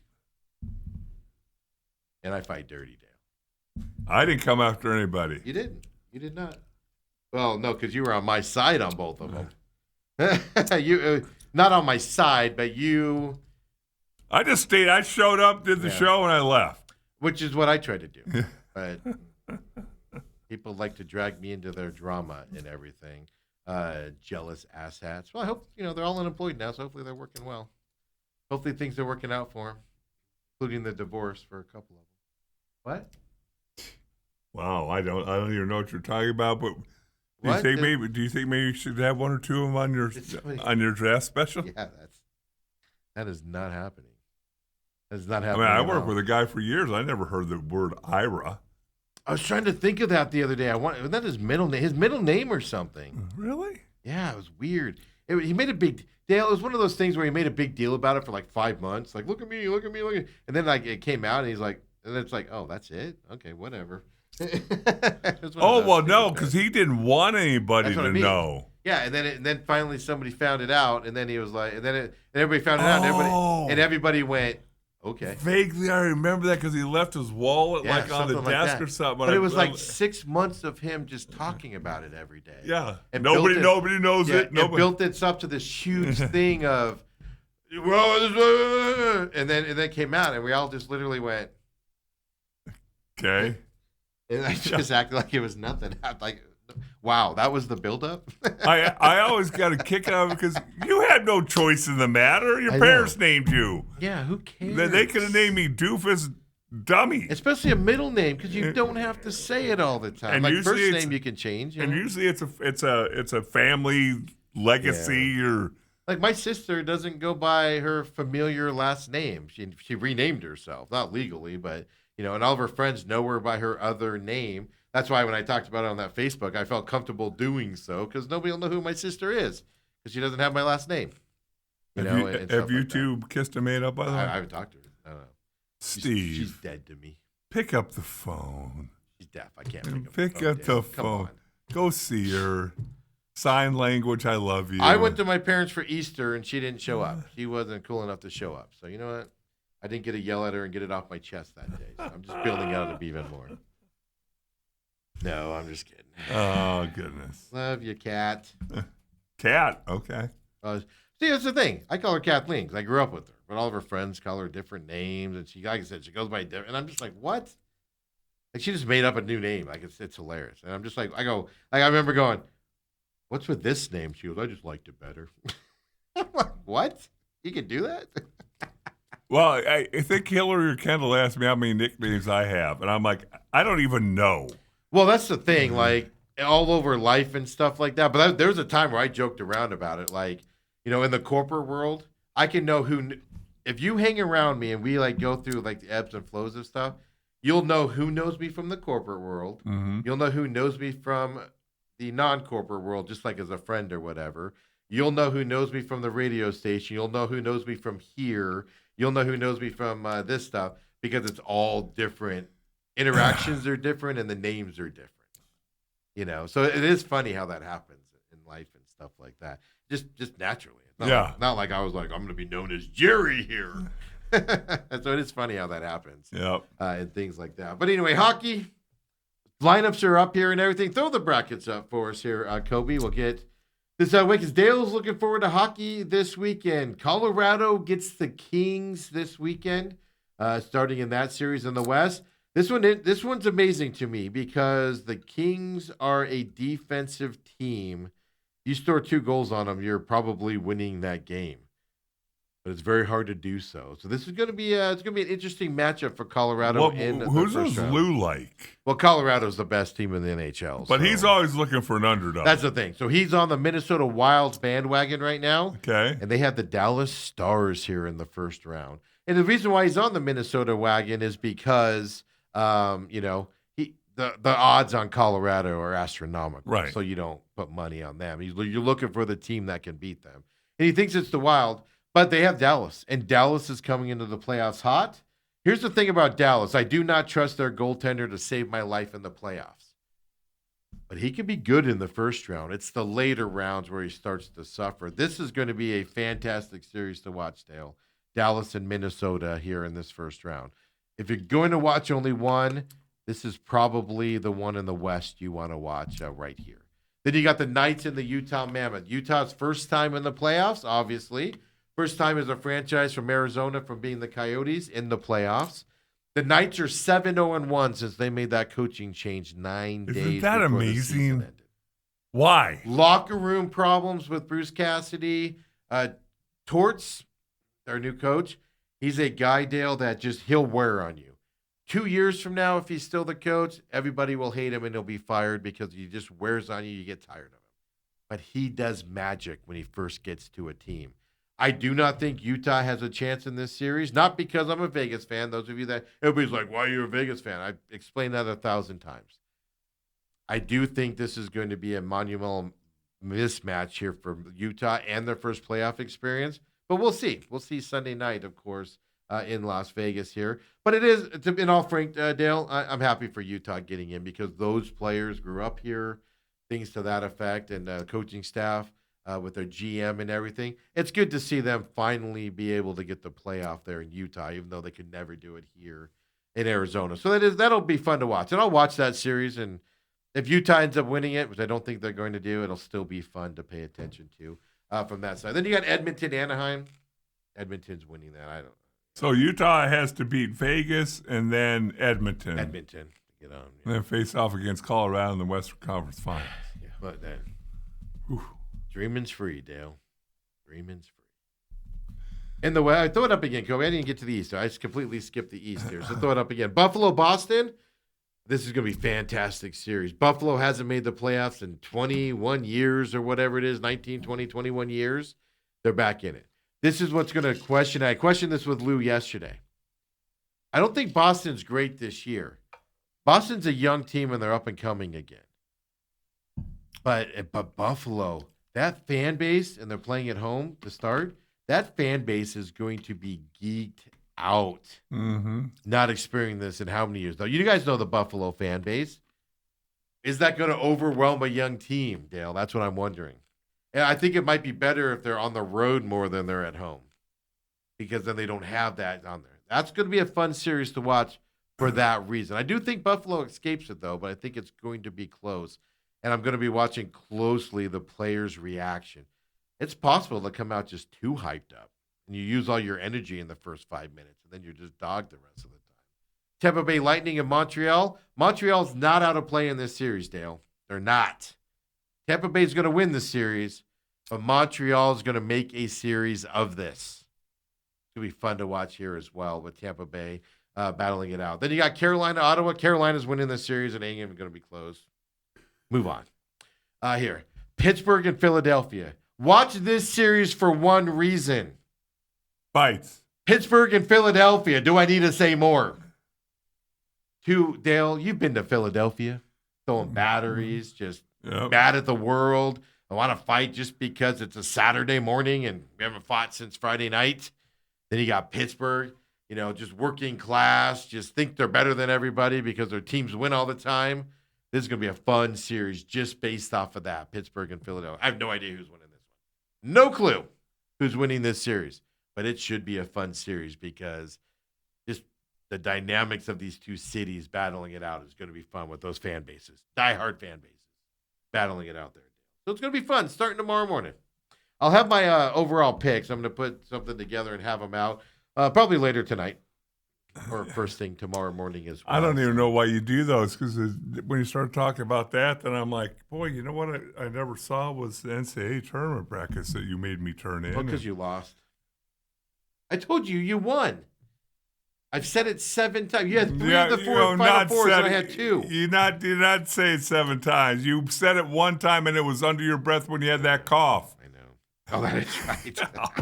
Yeah, you won. Yeah. Forgot about that. You won it. I stopped adding up points and stuff because I was like, it's not even close. Not even close. Well, it doesn't help that we both had the final 2 teams. So once you got 3 out of 4 Final Four teams, I was already out of it before the Final Four, by the way. Right. But once you got to that point. So should we not take a minute or two and have you congratulate me and say, Dale, it's such an honor to be here. Everybody have a good weekend. I'll see you on Monday.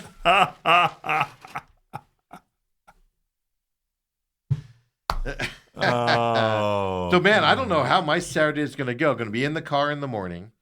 WrestleMania all afternoon. My phone needs to be charged. I need to take a battery back with me. Well, you better bring a car charger. I know. Well, obviously.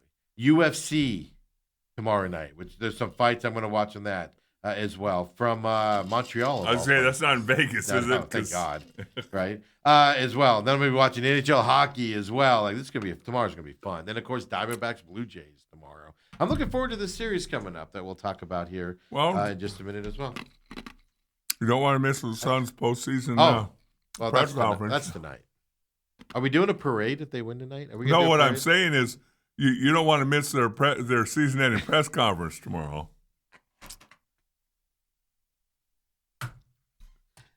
Or game 1 on Sunday of the Thunder. What do you think it dismantling has the a better Suns? chance of happening?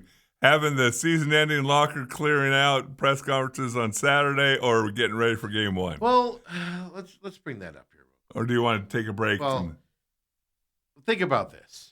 Would you rather see the disappointment of the Suns losing tonight and be the first team as a 7 seed to not make the playoffs, or see them lose by 60 points a game in the first round of the series?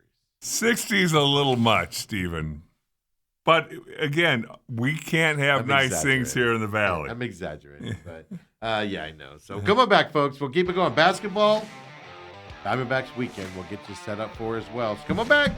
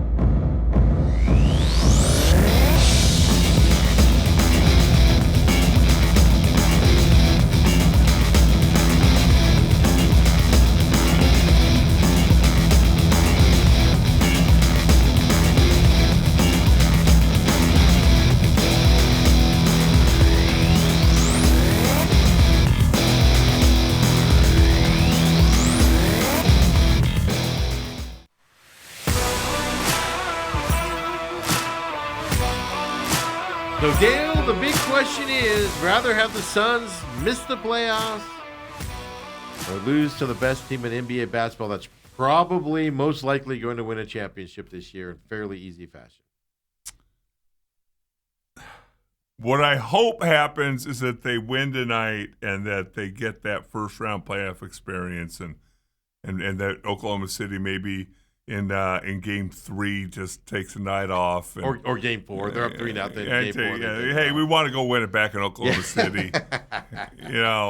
Something along the line. But I do want them to get to the playoffs, and I'll tell you why. I want Jordan Ott to get the playoff experience.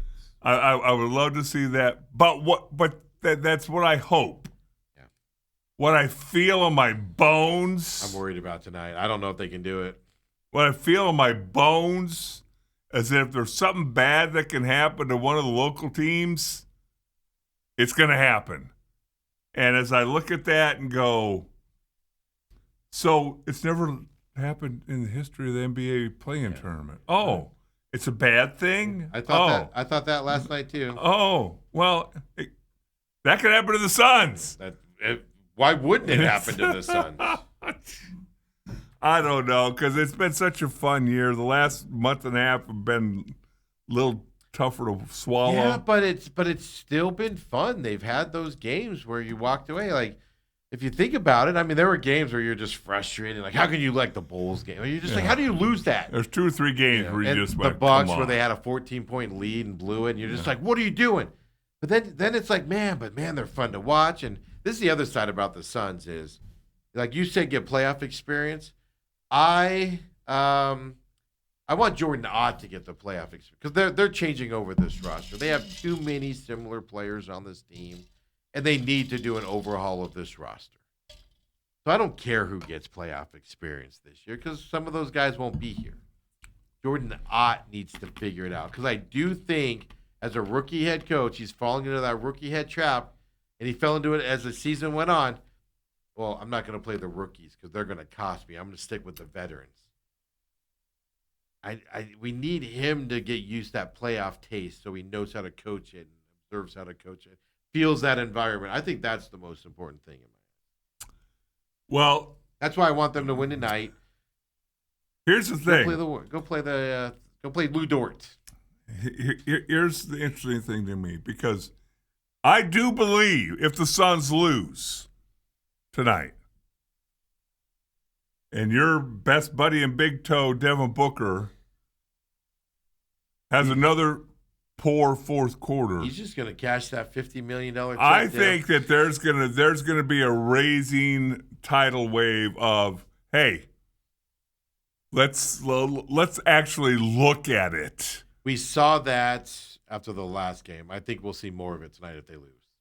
Yes, They need a win tonight for a lot of a reasons. myriad of but, reasons. Yeah, but that's a big one to me. If you go to the first round, nobody's expecting him to win no, a game, no, maybe a game. So whatever happens there, would it be frustrating to see if they lose by 20 every game? Well, yeah, that'll be frustrating. Whatever. right. But it's not going to be. They're still playing. They need to make the playoffs tonight, or I'm not going to lie to you. And I'm the guy that's like, this is the Suns team we expect them to be all year. Yeah.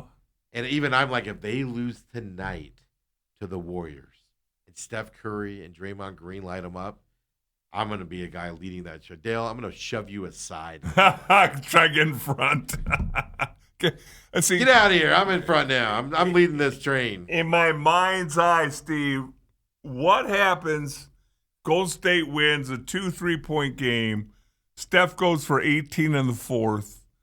Devin Booker's either in foul trouble or he scores 3 points on free throws. Five fouls, and he has fourth quarter. He has to play timid because he can't do anything. Oh, I'll say this: if the Suns go in tonight and they lose this game, but it's a back and forth, just dominating affair and just good basketball, and you just happen to lose to the Warriors because Draymond makes a great play or Steph makes an unbelievable play, I can live with that. Just they can't lose the way they lost to Portland the other night. That was just garbage with that 12-point lead. So there is losing and not feeling that way. Will we see? It's the question. Steph looked pretty good the other night against the Clippers. I mean, the only thing you can hope for is that at 37, his legs are still a little wobbly So today tonight. he's a little tired. Yeah. But that son of a gun. He made some plays the other night that I was like, is that 19-year-old Steph Curry right there? And by the way, and we didn't talk a whole lot about it, but did you see the defense that Draymond played on Kawhi Leonard? Yeah. I mean, come on. Yep, I'm worried about that. Who gets kicked out? Who gets kicked out first? Yeah. Does Draymond get Dylan kicked out, or does Dylan get Draymond kicked out? Oh, no, you got to put a tie in there, too. Are they both getting – they both get each other kicked out at the same time? That's the question. And the thing I'm worried about tonight is opposite of what I thought in Portland, where the Suns I thought would be tougher. It turned out Portland was tougher at the end of the game. Warriors aren't a tough team.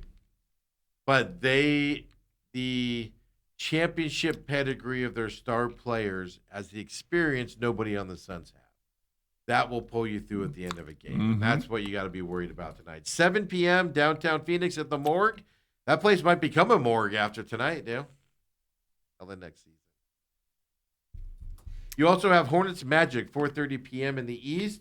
We do have the brackets. Playoffs start Saturday as well in the NBA. Throw up that bracket for me here. So we know Thunder is playing the winner of tonight's game. Warriors and Suns here. Lakers Rockets. The Lakers. Luka is scheduled to be back in LA today. Okay. But nobody knows how he's feeling. Nobody knows what he looks like. Nobody knows if this experimental treatment in some far-off land worked for him. Not only him, but the Lakers have other serious injuries.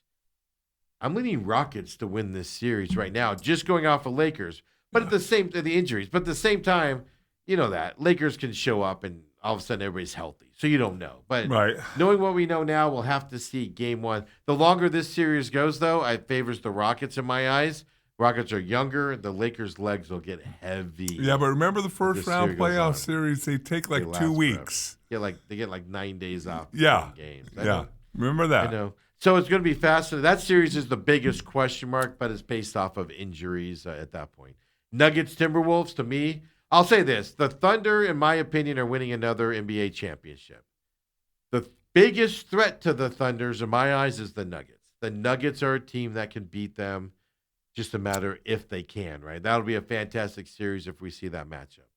But I do think the Nuggets beat the Timberwolves fairly easily. I do think the Spurs beat the Trailblazers pretty easily. The question mark I have on the Spurs,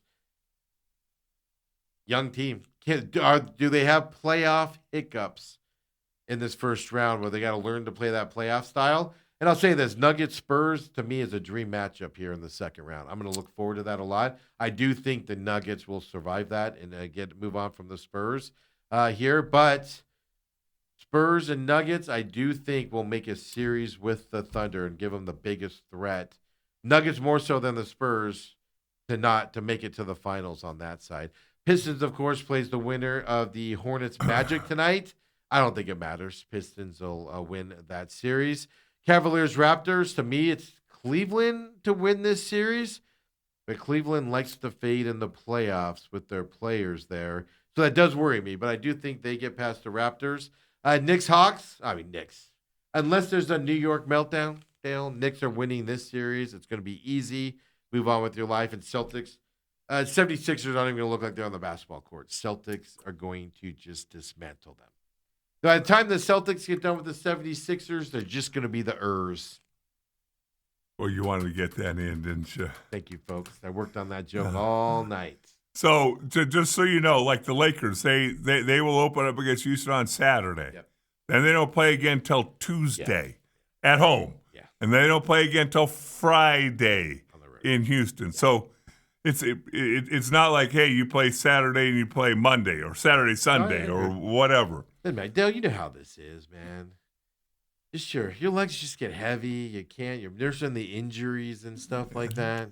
I think what's going to do the Lakers in is the injury. I think that's what's going to do the Lakers in. Yeah, I mean, well, again, if Luka comes back That's and what- he's 90%, They could win this series, Dale. yes. If he's 50%, I'll take an 80-90% Luka over anybody in the Yes, league, yes. especially in the playoffs. yes. But that's what we don't know. So I don't even know how you Yeah, no. can pick that series right, Right. now until you see game one and what happened. And he might not even play in game one. That's what I was going to say. You might not even see Luka in game one. Maybe not even in game two. If the Luka comes back in game three, folks, that's a different series if that happens. I haven't heard that. I'm just speculating Right. here. So you can't even pick this series based off of if Luka is able to play, even if he misses a game or two. It's going to change that series going forward and stuff like that. So it's going to be fun. NBA starts tomorrow as well. Hockey, NBA tomorrow as well, Dale. Suns, when we come back on Monday, Suns, have they played in game one there against the thing? We don't even say if they've won that game or lost it. But I got are they playing in the first round of the playoffs? I've got my heart and I've got my head. My heart wants the Suns to win and Yeah. be playing still. Yeah. My head says something can go wonky tonight. I picked Phoenix the other day, and I was confident in it too. I'm afraid to pick them now because I'm just going to look like an idiot. To me, what's the spread tonight? To me, this game tonight's a toss. I think the Suns are still favorites, aren't they? I'm gonna look it up here. But I think this game's a toss-up in my eyes. I'm Yeah, not going to totally. be shocked if either team wins with Steph on the court. If you look at their records, you're going to think it's disappointing, folks. Steph missed 1,000 games this Yep. year and stuff to that effect. And then the way they looked the other night against the Clippers, holy heck, that was ridiculous as well. Right now, I'm looking at it here. I hate how they do this stupid stuff. I don't care about the East game. Suns right now 2.5-point favorites. I'll say this: Suns should win this game. They should. Period. End of story. They should win this game.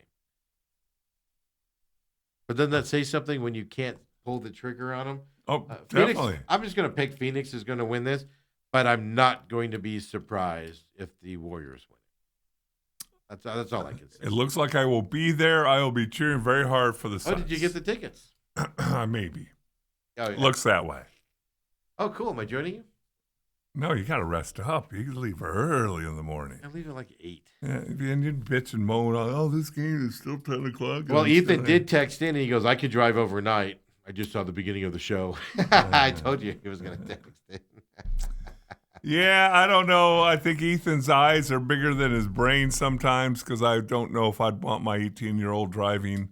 Especially 4 hours on- overnight. Now, though, that road's changed a lot since I was a kid driving on it. There's not as many of those just side-by-side roads, and stuff like that. The roads are spread out, 2 lanes, gap in between them now. But, yeah, maybe for a little bit you can do it. But, yeah, I know. We'll have to see. But I guarantee you he'll be driving me. I'll have my chauffeur tomorrow morning. Probably. I'll bet put money on that. Robert says we can go with Esteban. That is true. Somebody needs to call me Esteban. We need to get that started as a nickname. You have to say it with an accent. Can't say And it. why are we calling you Esteban? There has to be something. Steven. Wait, are you calling me big? Like Big Steve, No, that's that ironic, fits. Dale. That's ironic, Dale. What are you talking Now, about? if That's some- ironic. People go, you're Big Steve, and then I'm just this tiny little skinny thing. And somebody calls you tiny, that's a misnomer. Yeah. Is that the difference? Robert also says, I think Ira was always bent when Golick took their show to ESPN, and he was no longer the other guy. When Golick abandoned him. Couldn't have been. Could have been. Like a 2 cent. Man, Robert, he knows the history of sports radio around town. That's fantastic as well. Hey, Jeremiah Love's trending, by the way, Dale. And I'm looking right now. while you're looking real quick, Yep. Zay Flowers came out and said that the reason the Ravens had so many injuries because John Harbaugh practiced them too hard. Well, however many padded practices we could have, we used them all. Yeah, all 10 of I was them, going to say, they're limited. 12 of them. They're limited. Hey, Zay, we won 3 Super Bowls, and guess what? We were doing one-on-ones in Week 17 too.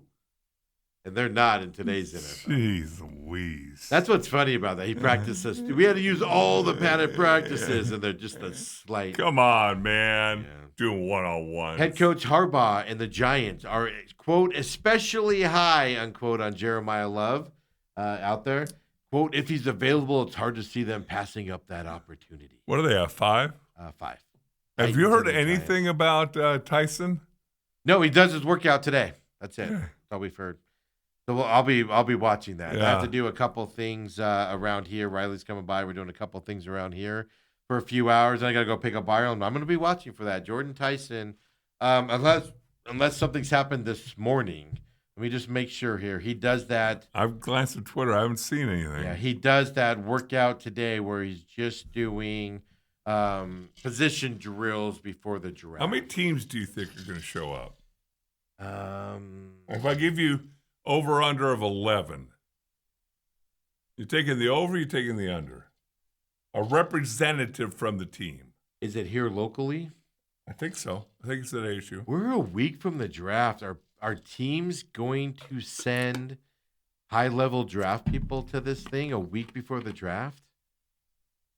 Cardinals aren't going to be there, I'll tell you that. That's too much gas. Gas is $4.99 a gallon, Dale. They're not rolling from Tempe over here. Maybe they have an electric vehicle they could all take.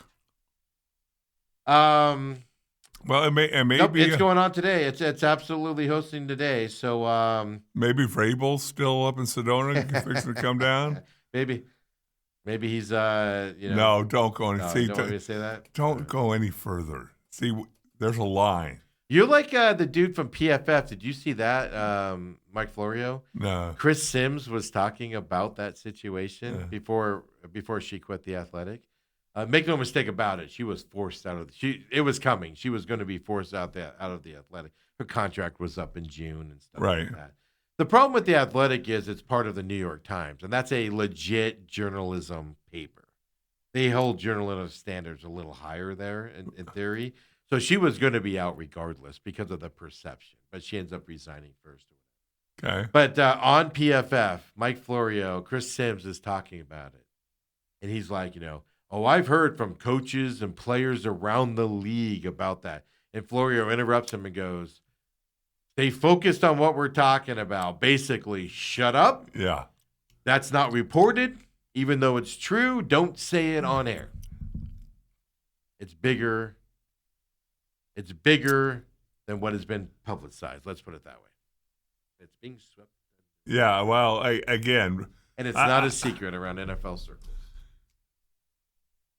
mixed emotions on it. Yeah, if she's resigned, yeah, I know what the concerns I've heard raised is, did she trade intimate knowledge amongst different teams? There's a legitimate Concern. There's a legitimate concern of that happening. And like I said, the New York Times, which owns The Athletic, holds itself to higher journalistic standards than a local blog does. Right. You know, PHNX or We Do and stuff like that. So I was like, as soon as that happened, I was like, she's fired. Yeah. She's fired and stuff like that. But yeah. So yeah, no, I don't know. I've Right. also heard rumors, and you can't tell me that it's not something bigger. But you stay out of that. You don't know. You don't know if the other spouses are. You don't know what's going on. So You don't know their private lives. Let's just put it that way. Sometimes people are allowed to do things, if you know what I mean. It's allowed to happen. So Jordan Tyson, I'm trying to see if there's a time today. Let's see here. CBS Sports, by the way, have him as the number 23 overall prospect right now. Number 5 wide receiver going into this draft here. Yeah, they say he's working out 4 teams specifically today. So maybe 20 teams probably is what I'll say. Ooh. Well, have a representative. It could just be a scout. I'm not expecting head coaches. You're in the middle of your draft stuff, Dale. Like, this isn't – I have a ton of free times week going on right now. well, some coaches do. It's going to be fascinating. What we hear. Yeah. Is there going to be cameras there that we can see it, or are we just going to hear how it goes afterwards? I would That's think gonna I be would the think question. that the agent would demand that there's cameras there, so that every team can see him. Well, Hold no, on. because you can say. Well, no, I'm talking about cameras, meaning media in there that Oh. can put it out. There'll be cameras there because they're going to send it to teams and make it look. Yeah, I'm sorry. Awful. Hey, if you're a top 5 pick, you can be selective in the teams that you might want to visit with.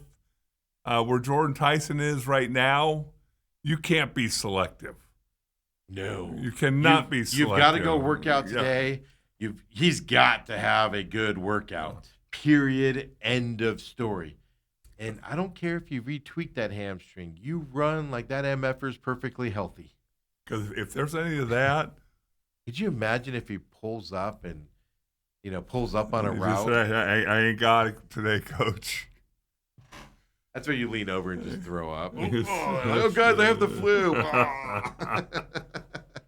Will you come back next Thursday morning? So we'll be watching for that today and see what comes out of it. This is the biggest workout for a player that was favored as a top 10 draft pick earlier going into this draft and has Yes. fallen down. This is the biggest day for him. Period. End of story. This could push him into the second round here easily. With a bad workout today on a lot of teams out there. But Diamondbacks have Blue Jays this weekend, Dale. Yes. Blue Jays. Now, if you go by the records, Blue Jays are not playing well in the AL East. I get it. They're like 4th in the division. But you're dealing with the same old stud pitchers and players on this team. They went to the World Series last year as well. This is just another, in my eyes, this is just another hard series that the Diamondbacks have, that their season has started. They've played well against all the other good teams except for one, and that's the Dodgers to start this. Right. They have won the series otherwise. You kind of expect the same thing. I'm not saying they're going to win this series, but I expect them to be competitive in at least 2 out of these 3 games. You have your main pitchers going as well, right, in this series, so there's no excuses. Well, you got Michael Soroka going tonight against Eric Lauer. Main pitcher right now. Tomorrow, you got Max Scherzer going against Zach Gallen. That's going to be I wish I was in town for that game. I would go to that game if I You was would. here. That's a fantastic pitching match. Okay, and then on Sunday, you got Kevin Gossman versus Ryan Nelson. Yeah. And right now, Toronto, I think they're 8-11. Yeah. They've been outscored by 25 runs. I don't know what they did yesterday. Well, they got destroyed by the Dodgers in that series. I think they lost every game by 800. They got destroyed in that 3-game series. Like the Dodgers were putting runs up on them like nobody's business. Okay. That can be a little just like the Diamondbacks. They have a negative run differential too. But when you lose a game 17-2 and another big loss that they had, that tends to skewer you sideways. You know what I mean? So this is gonna be a fantastic series. I'll say this. I think what the Diamondbacks are doing with this schedule here to start the season, it's just going to make them more competitive as the season goes on for a playoff push. Because if you don't have confidence with their record right now, playing the teams they played, I don't know where you're going to get confidence from. Well, not only that, but again, remember this summer you're going to get 3 or 4 guys back that are pretty damn good. And even if they're a shell of what they used to be, extra arms, and you know what they're going to be able to do out there and stuff. So I agree with you. This is fantastic. I am looking forward a lot to Saturday's pitching matchup. I think that'll be a fun one between those two. Scherzer's old man Scherzer now. He's up and down, but it'll still be good to see him against Gallen. What's going on with these people dying? Garrett Anderson, the former Angels guy at 53, passed away. Yeah, young. 53, and then the ASU coach. Wow. It'd be interesting to see. Like if you have cancer or something, you're like, okay, fine. But if it's heart stuff and things like that, I know people go on these political things. Yeah. You have the shot, right? Hey, don't forget Real Matrix. Yeah, Speaking of that, don't say that in front of Steve. Dave Nash. The Real Matrix, 10 o'clock, Real Bad TV, noon on Rumble, Rumble TV, rumble.com/user/TME Media. So the one we did this week, that'll be on later. It'll be later, yeah. Okay. Yeah. But he's already done the Vax one. The Vax ones are out. This one's chemtrails today, folks. Okay. You're not on this one. That's just him solo today. This one's chemtrails. It's not as good when I'm not on there. Oh no, I was watching this one, man. While working on it, putting it up today, and everything, and I'm just like, oh my god, they really are smoking us out. Yeah. Hey, all I can tell you is tune into it. It will make you at least ask questions. Yeah. You come up with your own conclusion. The Vax ones were actually fairly interesting, I thought. You got the Vax ones. There's 3 of them. We did Charlie Kirk this past Tuesday. That'll be out. That'll be out in a few weeks. And it's like, wow. If you don't have at least some questions afterwards. Look, I'm going to hype up this show here. His theory on Charlie Kirk is just garbage. Hold on. But it's out there. I know what you're going to say, but it's out there. But I mean, it's out there. People believe it and stuff. I can't. I just don't. Well, you can't. I'll tell you this: you can't look at the videos and all that and tell me it's exactly how they said it happened. We'll put it that way. Yeah. So speaking of conspiracy theories, Real Matrix today. I don't even know where I was going with that. It's just funny how I said conspiracy theory. Because we were talking about the young vax, people. Young people and their heart problems, and they go, is he vaxxed or not, type of a thing. But no, it's. I don't like it. No, it's terrible. I mean, people. I've always joked around that there's going to be a whole generation of people my age that they're just gonna start getting knocked off, and everybody's gonna go, "What's wrong with them? What's wrong?" And I go, "Oh, they drink 8,000 Monster drinks a day. All they drink was energy drinks for 30 years, and all of a sudden their body just gave up on them." Like I used to joke. I don't joke around like that anymore because people are doing it. But I was just like, it's not healthy to do. I know a guy that he drank at least 8 Monster energy drinks a day. Well, that's crazy. And I'm like, I you know what you're one. doing with yourself? I drink one because I don't drink coffee. Yeah, so does my vice. You know, so. But you know what? I'm 63 years old, feeling pretty good. That doesn't mean anything right now. But I used to drink evaporative cooler water off the cooler on top of my the parents' hose house. that drained it down. I never looked where it was coming from.